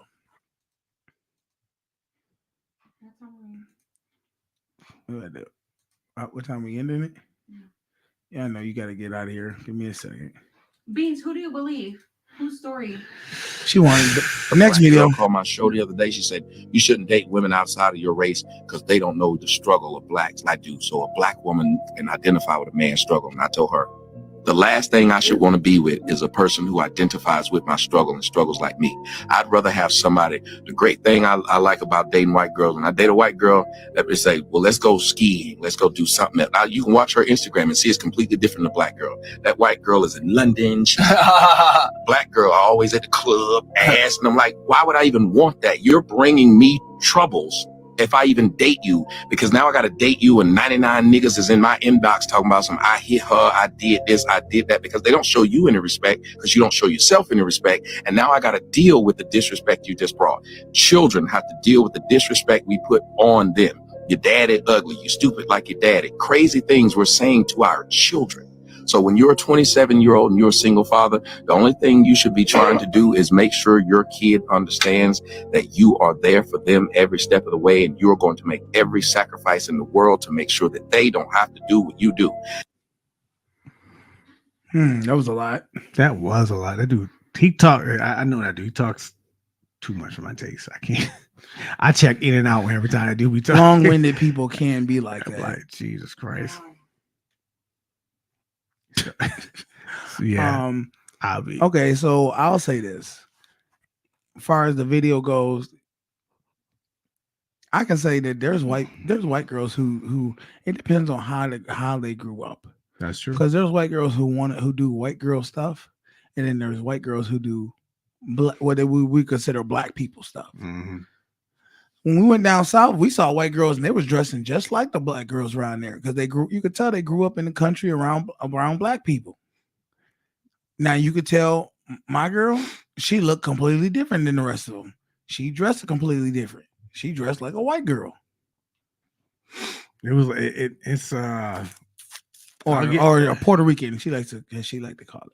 No, I don't think She thought she dressed like a Puerto Rican when she wore a hat. When I was growing up, I thought I was Puerto Rican because that's who I hung out with. That's the area that I lived in. That's who you identify. Puerto Rican. I thought I was until I found out I wasn't. 23andMe told you it was like, this ain't it. You're not Puerto Rican. So, but it's a cultural thing. It's a not cultural thing. It's a well, it is a cultural thing, but it's a regional thing too.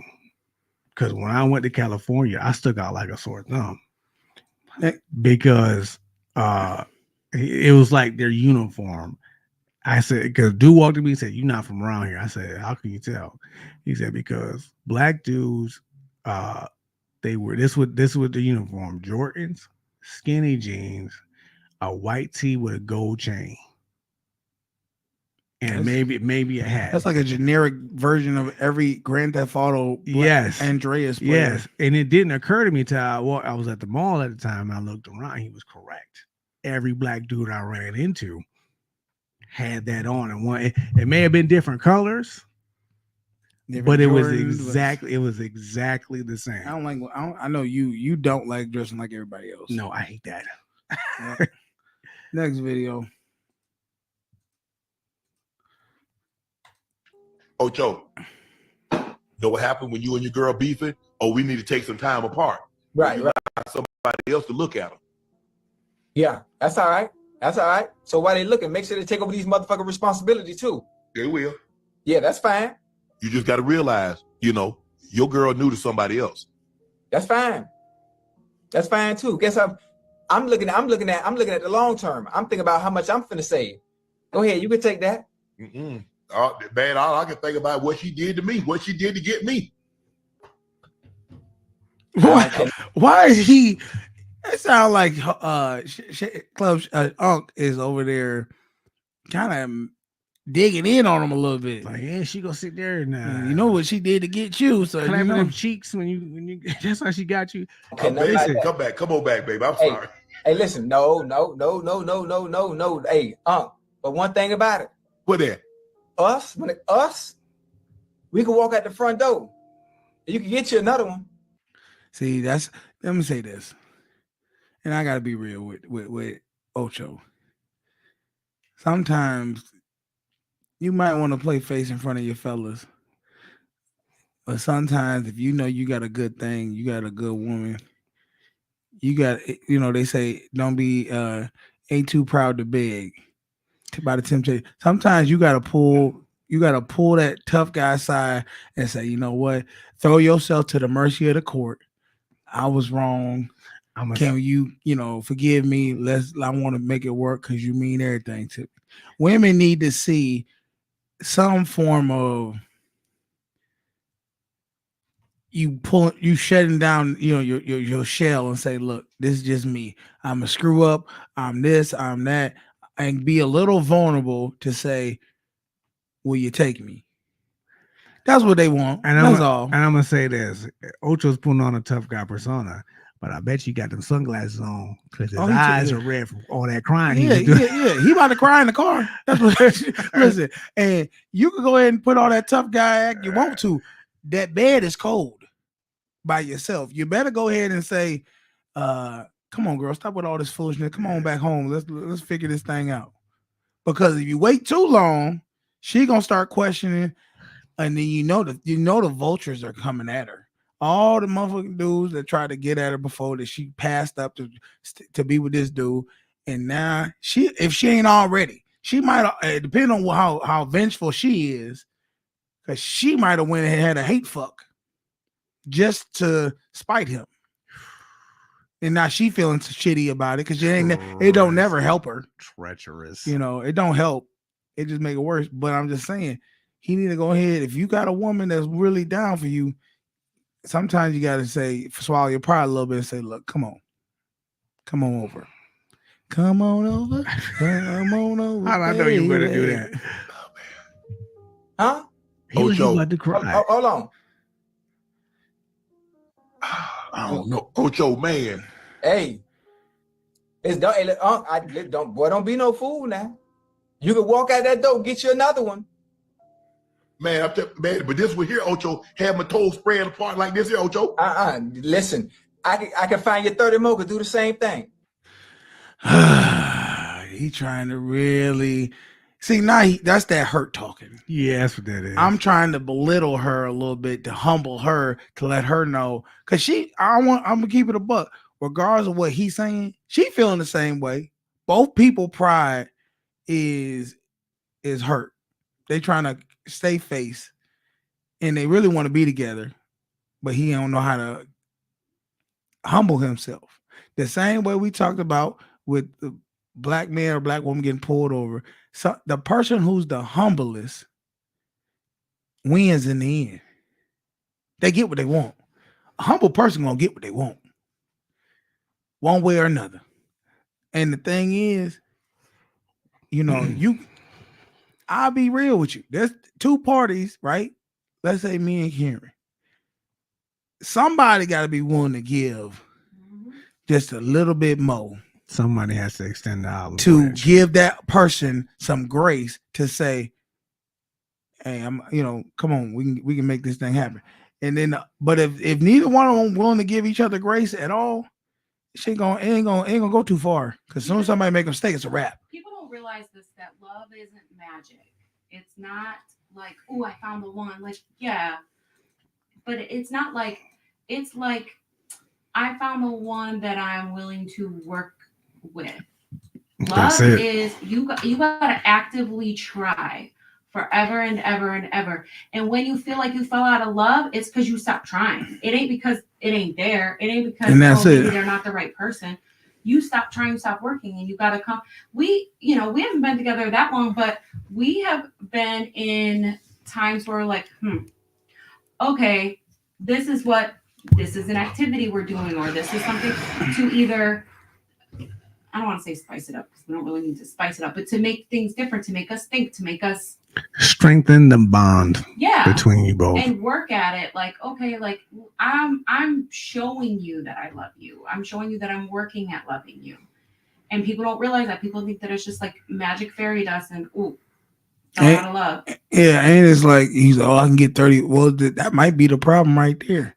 You keep thinking you can get 30 different women that's the same, and you can't never, and not for nothing, you can't get 30 of. If you was about to marry this woman, you can't get 30 of them. Right. It ain't 30 of them walking around that got the beauty, that got the self-esteem, that got the charisma, that's gonna treat you the way you want to be treated to make you want to spend the rest of your life with them. Anybody can get 30 people. I'm gonna tell you what I think's happening. I think the same thing. If you look at the cycle of Ocho Cinco, every time he started to get engaged with a woman, things started to unravel, and he would and they would be beefing, and that's why he lost. That's why he got out the league, because he hit that one. He choked her up after she hit him. Was that his wife at the time or his fiance? Yeah, they got it was like for a week, and then they got divorced.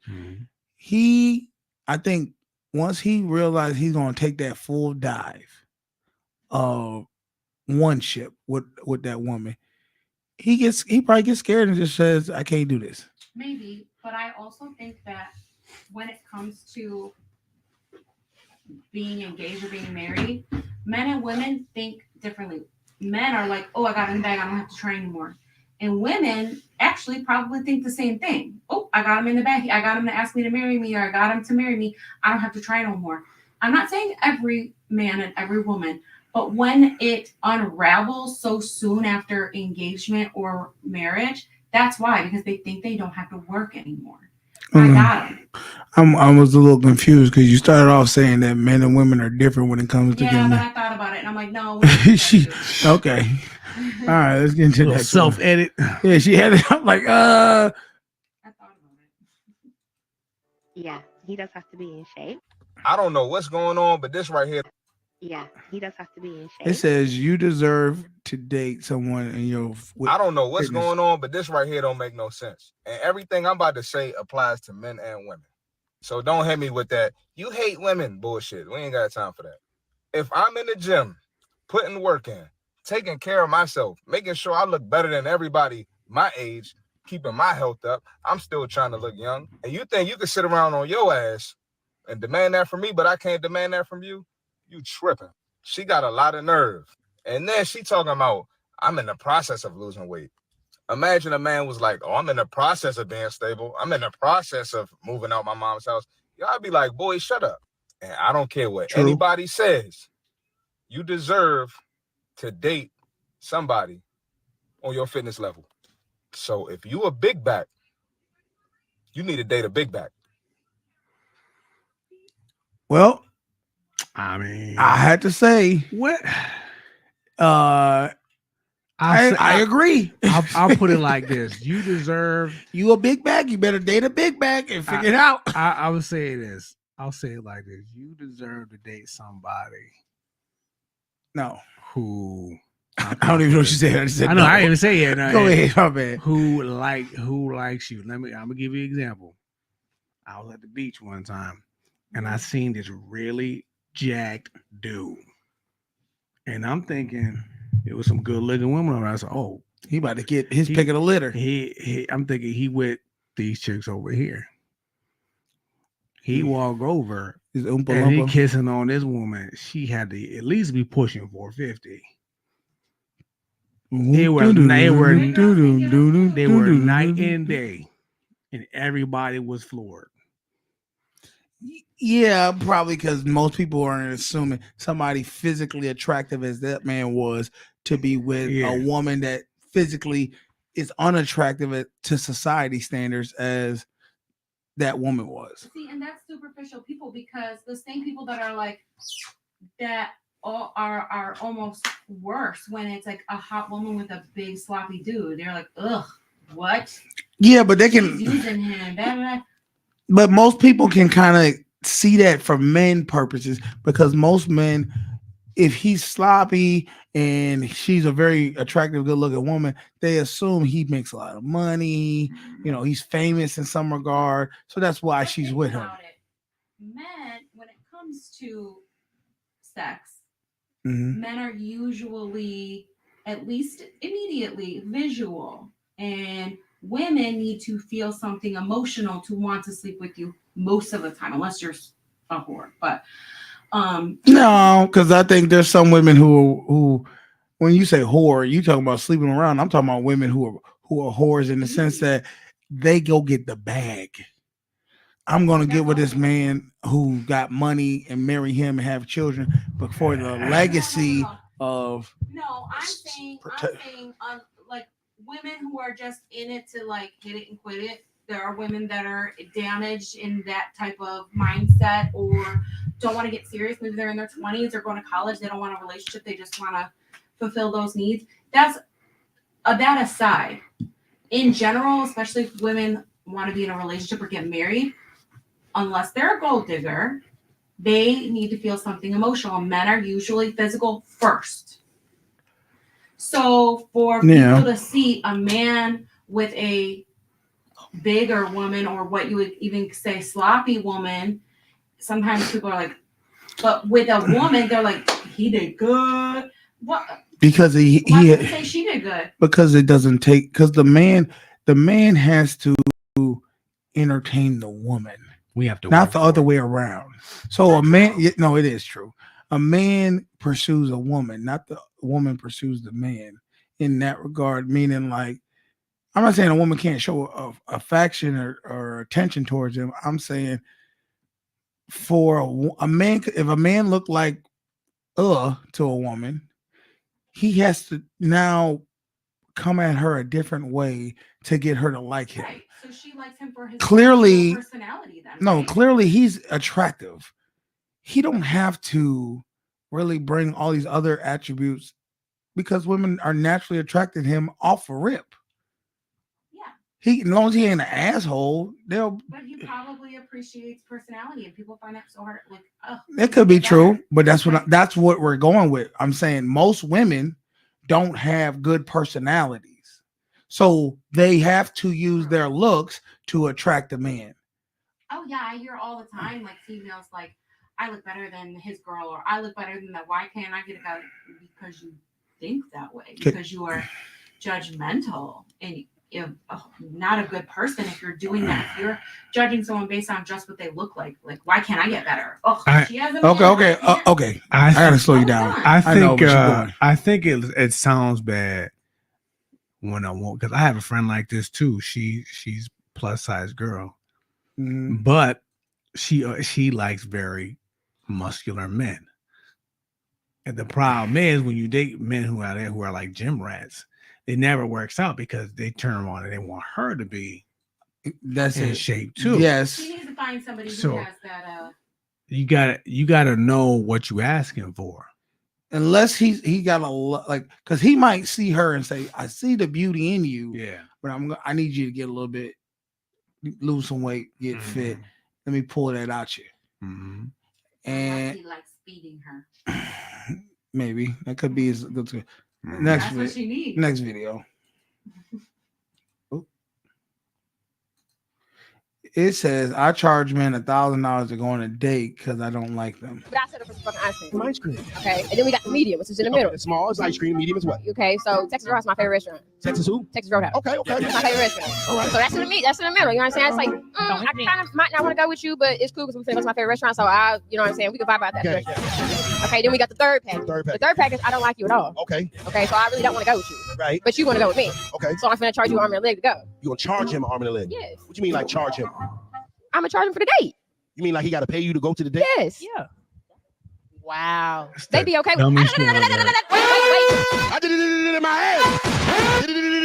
Delusional. Delulu. The fuck you look like? If you don't like me, just say no, nigga. The fuck? Your ass at the pop me. Hell, you talking about? Goddamn, if you don't like the man, just don't go. Why you gonna charge a nigga to goddamn take your ass out on a date that he is? See, this is how girls get kidnapped and shit. This is what happens at the Diddy party. Keep on fucking with these niggas' emotions and shit. Tell this man you don't like him, and then move it the fuck on. But by the time I done spent $3,000-$4,000 on that ass, I'm gonna want some goddamn reciprocation. Delusional. No coochie coming with that at all.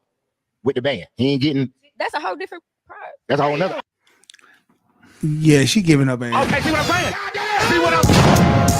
That's like she's selling ass. There's this dude. Y'all know that streamer Kaisenet. Yeah. He did a stream with Ice Spice. Yeah. And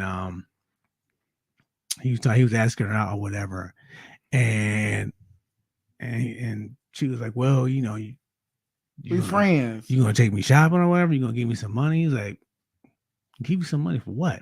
And then she said to go out. He said, "Well, what how much we talking?" And she's like, "I don't know." She said like $2,000. He was like, "Well, what I give her $2,000?" She said, "Well, you can get a conversation." He just looked at. He let her was like, "I'm getting that now. You can go." That's basically what I'm getting that now. Yeah, he's like, "You for free talking. What the hell you talking she about?" Tried to pimp him. Yeah. He was like, "Why y'all females think y'all could just do regular shit and get paid for it?" Like, no, because they know there's simps out there that'll do it. Yeah. She told me. Didn't you tell me that once? Didn't you tell me you got a guy to pay some money? It wasn't me. Wasn't you? Nope. Oh, somebody told me that they had talked to a guy online and he sent her some money, and then she had her friend message him too, and he sent her some money. I just don't understand why people out here doing this. I don't know. Next video.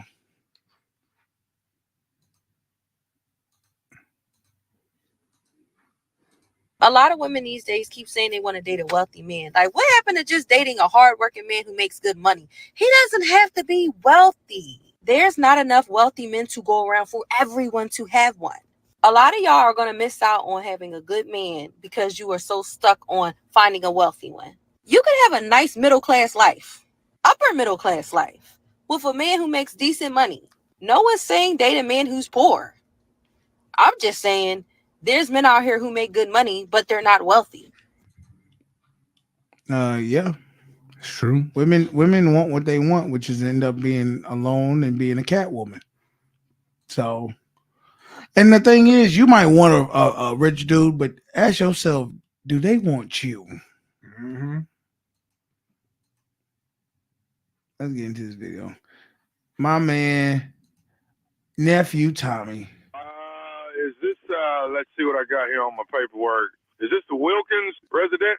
This is Mrs. Wilkins. I'm trying to come by and drop the vehicle off for you guys. I'm sorry, you must have the wrong number. What I got is I've already loaded up the vehicle. Evidently, it just got in here to the dealership this morning. I just put it on the truck. I should be at you guys' place probably somewhere around 1:30. Is somebody gonna be there? Sir, I think you have the wrong address. We don't have a vehicle, or we didn't order a vehicle, so I think you might have gotten the paperwork mixed up or something. No, I don't have any paperwork mixed up here. This is Wilkins, right? Well, this is Mrs. Wilkins. I mean, that's my husband. Right. Let me look at my notes on here. I got let's see, I got a GL 550 SUV Mercedes Benz, black on black. Well, got that on the truck. We didn't order a car. We didn't order a car, so I don't think. Wait, what address are you delivering it to? Let's see here. I got some notes here. It says this is a special delivery. Please put bow on top of it. It's a Christmas present, and we're going to West Timberlake. West Timberlake. No, that's not our address. And you sure it's for a delivery for Wilkins? Well, let's see here. Purchased by Miss Wilkins. Oh, here we go. Going to Sandra. Going to who? Sandra. Is there a Sandra that lives there?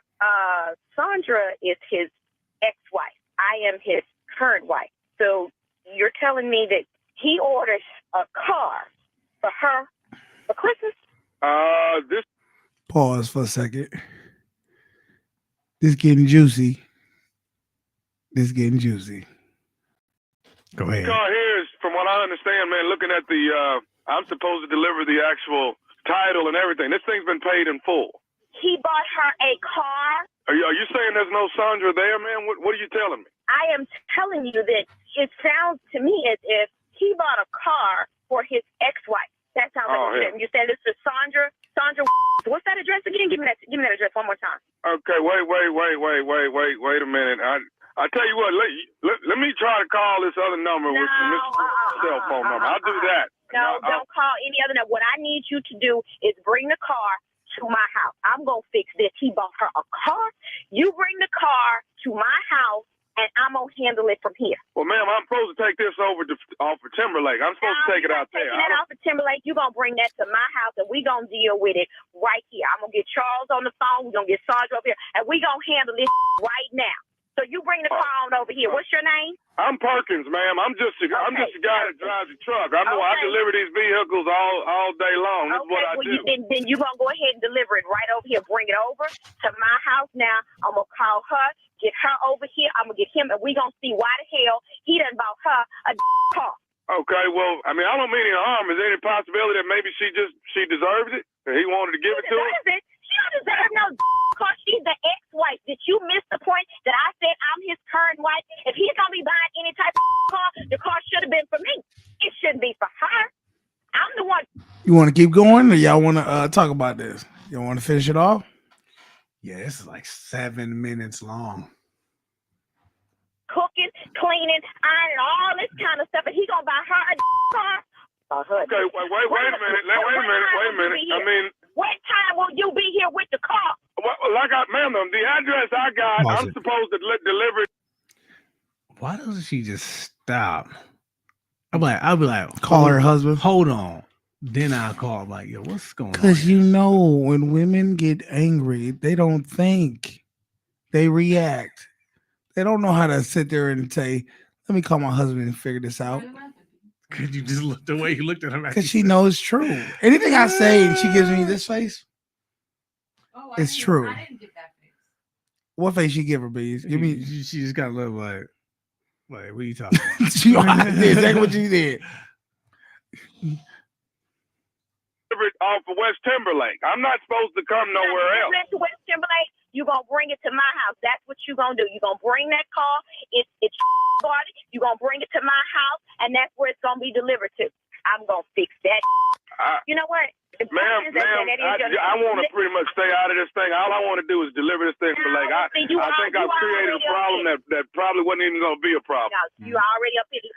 I need to know a couple of things. Wait, when did he buy this car? He told me when he had no money. That's what he told me. When did he buy this car? This car was purchased right at a month ago, but it just got delivered in last night. Oh, so it was a special order car. Okay. Women love to get the info, don't they? It's the biggest SUV they got. Okay, SUV. Oh my okay. God! Now wait, when he came in, did you see him when he came in to buy the car? Was he with somebody? Was he? Ma'am, I don't work inside the dealership, ma'am. I just drive the cars and deliver them. Mm-hmm. How much was the car? How much was the car? Right here on the sticker says 98. Right at $99,000. 98. He paid cash for it because you said it was paid in full. I don't know how if you charged it or whatever, but it says paid in full. But you said it was paid in full. So you mean to tell me this fool that bought a car for his ex-wife and paid it in full, it was $98,000? I really want you to try to explain that to me. Is that what you're saying? Ma'am, you asking me to explain some stuff that seems like he needs to be explaining to you. Well, I'm just a guy that drives to deliver the car, so you have to have the information that I need to know. I'm trying to figure some out right here because when his gets home, it is on and popping up in here. And that's why women always kind of get their foot in their mouth. They'll get information from a third party instead of going to the source and asking them directly, what's the issue? And trusting that the source and their intuition, they can map out if they telling them the truth or not. But I think a lot of times women know they lie to themselves for men because they love the man and they want it to be true. So they sit there and they can't trust themselves, so they got to get somebody else to give them the information. Now what's this right here? This is they've got a personalized license plate. What? Oh God! What'd you say? Why'd you say like number one? There's wife? a personalized license plate here. I guess they'll put those on when I get there. They're inside the vehicle. Personalized license plates, so you have to special order those, right? I'm assuming it's got Love X on here. What'd you say? LUVX. So a Lovex or Love X. You know what? Okay, let me get my stuff together. This is how people get their killed. I'm gonna catch a case dealing with this. You know what? Bring the car to my house. That's what you do. You bring the car over here. You understand? Ma'am, I'm supposed to take this to Timberlake, off of Timberlake, West Timberlake Drive. Supposed to take the car to? Bring that to my house right now. Anybody gonna be driving a new car, it's gonna be me. I can't believe that about that car. Do you have my address? I got Apple Forest. That's my address. You bring that car over here and you bring it here right now. I need to be your next delivery because I'm gonna get on this phone and I'm gonna figure out what the is going on over here. I can't believe he bought this for a car. Slow down here, and I got one more note on here too. What's the other note? It says Vernetta. You're Vernetta? Yes, I'm Vernetta. Okay, it says Vernetta. This is nephew Tommy. You just been pranked by your husband Wilkins. Vernetta, this is nephew Tommy, baby, from the Steve Harvey Morning Show. Your husband got me to prank. You was about to get his killed. It was gonna be some.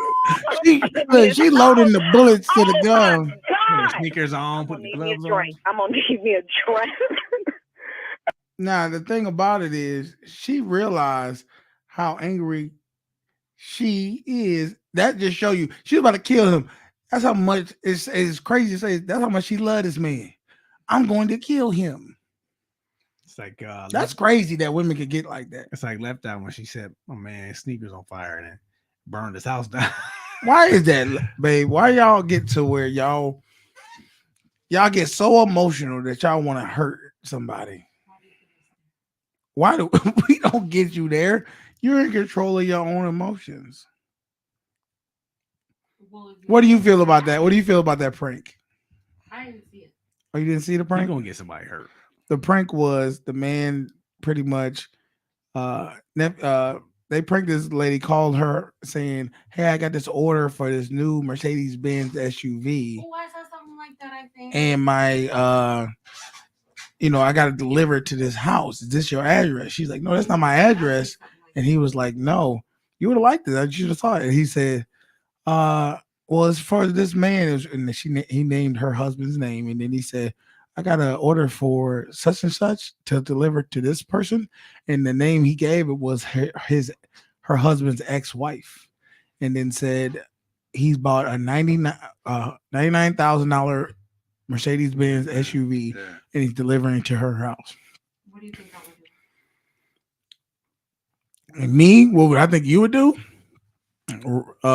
Be just like this woman, trying to get as much information from the delivery truck driver, and then try to meet him somewhere to get to see proof of the car. Oh no, I'm going to the house. I'm waiting for it to be delivered. I'm watching it to be delivered. You're gonna go to that woman's house? Oh, yeah. She told him to deliver it to her house. She said, "Deliver it to here." He's like, "No, not delivering there." I was like, oh yeah, that's right. What was the address? Let me make sure you got it right. Oh yeah, I'm waiting. I'm gonna watch it get delivered, and then I'm gonna be like, "Oh, hey, your car was delivered." What? I'm gonna say, "What you talk about?" I'm gonna say it's a mistake. See, what I'm gonna do is I'm gonna tear tear the hood ornament off. I feel like the reason why I wouldn't want, if I was a delivery guy, you don't bring it to her because she's gonna destroy the car. Me? No. The woman is going to, if it's not for her, she's going to destroy the car. I ain't driving the car. Nobody. She's gonna mark cheater on the car. Fuck you. Gonna set it on fire. That is not what I would do. The lady was talking about killing her husband. No. Because of this. Would you kill your husband over something like that? If it got to a point where you were and then that's not your baby mother, that's your ex-wife, and you bought her car like that. Oh, divorce papers. Is it wrong? My question is this: if say you got it like that, say you got millions of dollars, is it wrong to say I bought my ex-wife a car? What if I'm buying you a car too, though? No. Why can't you buy your ex a car? Can't I be special? You are special. You're my wife. She can get a man to buy her a car. Someone else's man. The point is, where's the line? Right. Well, what do you mean? Where's the line? She's not yours anymore. Okay. You're not her. No, but see, this is the thing, though. Responsibilities are relinquished at that point. Yes, no. Yes. See, I personally feel if you're married to somebody, then y'all get a divorce. She still holds a place in your heart to, if she needs help in some regard, you can still be friends. Y'all can still be cordial and still be like, "Look, if I'm rich, I'm talking about like, let's say I got, thank God you don't have an ex-wife because we were. Let's say I got $20 million. What's 50,000, 100,000? Go ahead. I'll give her a car. You can still. Well, the thing was, no. Okay, wait. Listen. If that's my ex-wife, let's say it was her birthday or Christmas, and we have kids, I'm gonna get everybody gifts.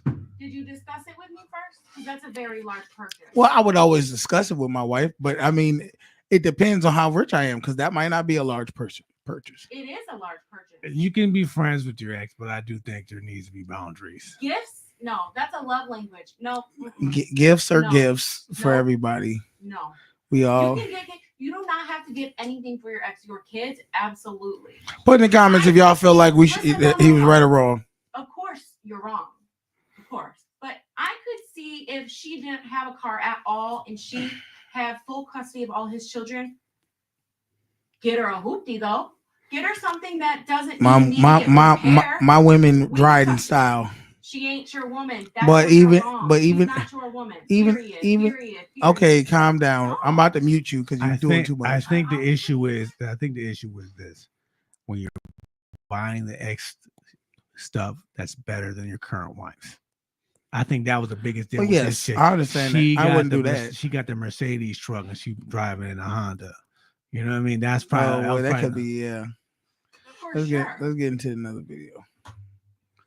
I had to switch it up because she get too heated, and then because we watching another video. Okay.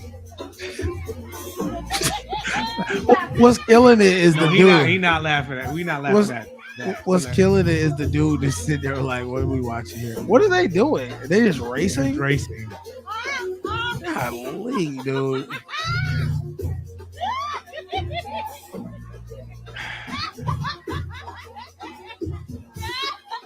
The crazy part about that whole video is there's nobody else on the beach. There's nobody else on the beach but My them. thing is, where did you find that many women of that size in one city? Like, where is it? It's called the Chinese buffet. Oh my God. That's what it's called, sir. Well, I think that's our show. It ended weird, but that's okay. Yeah.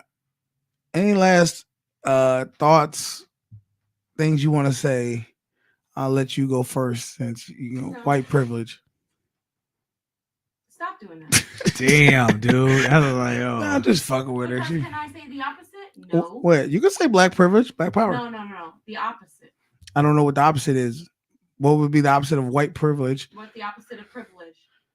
Non-privilege? Yes. Not privileged, I would guess, right? I don't know.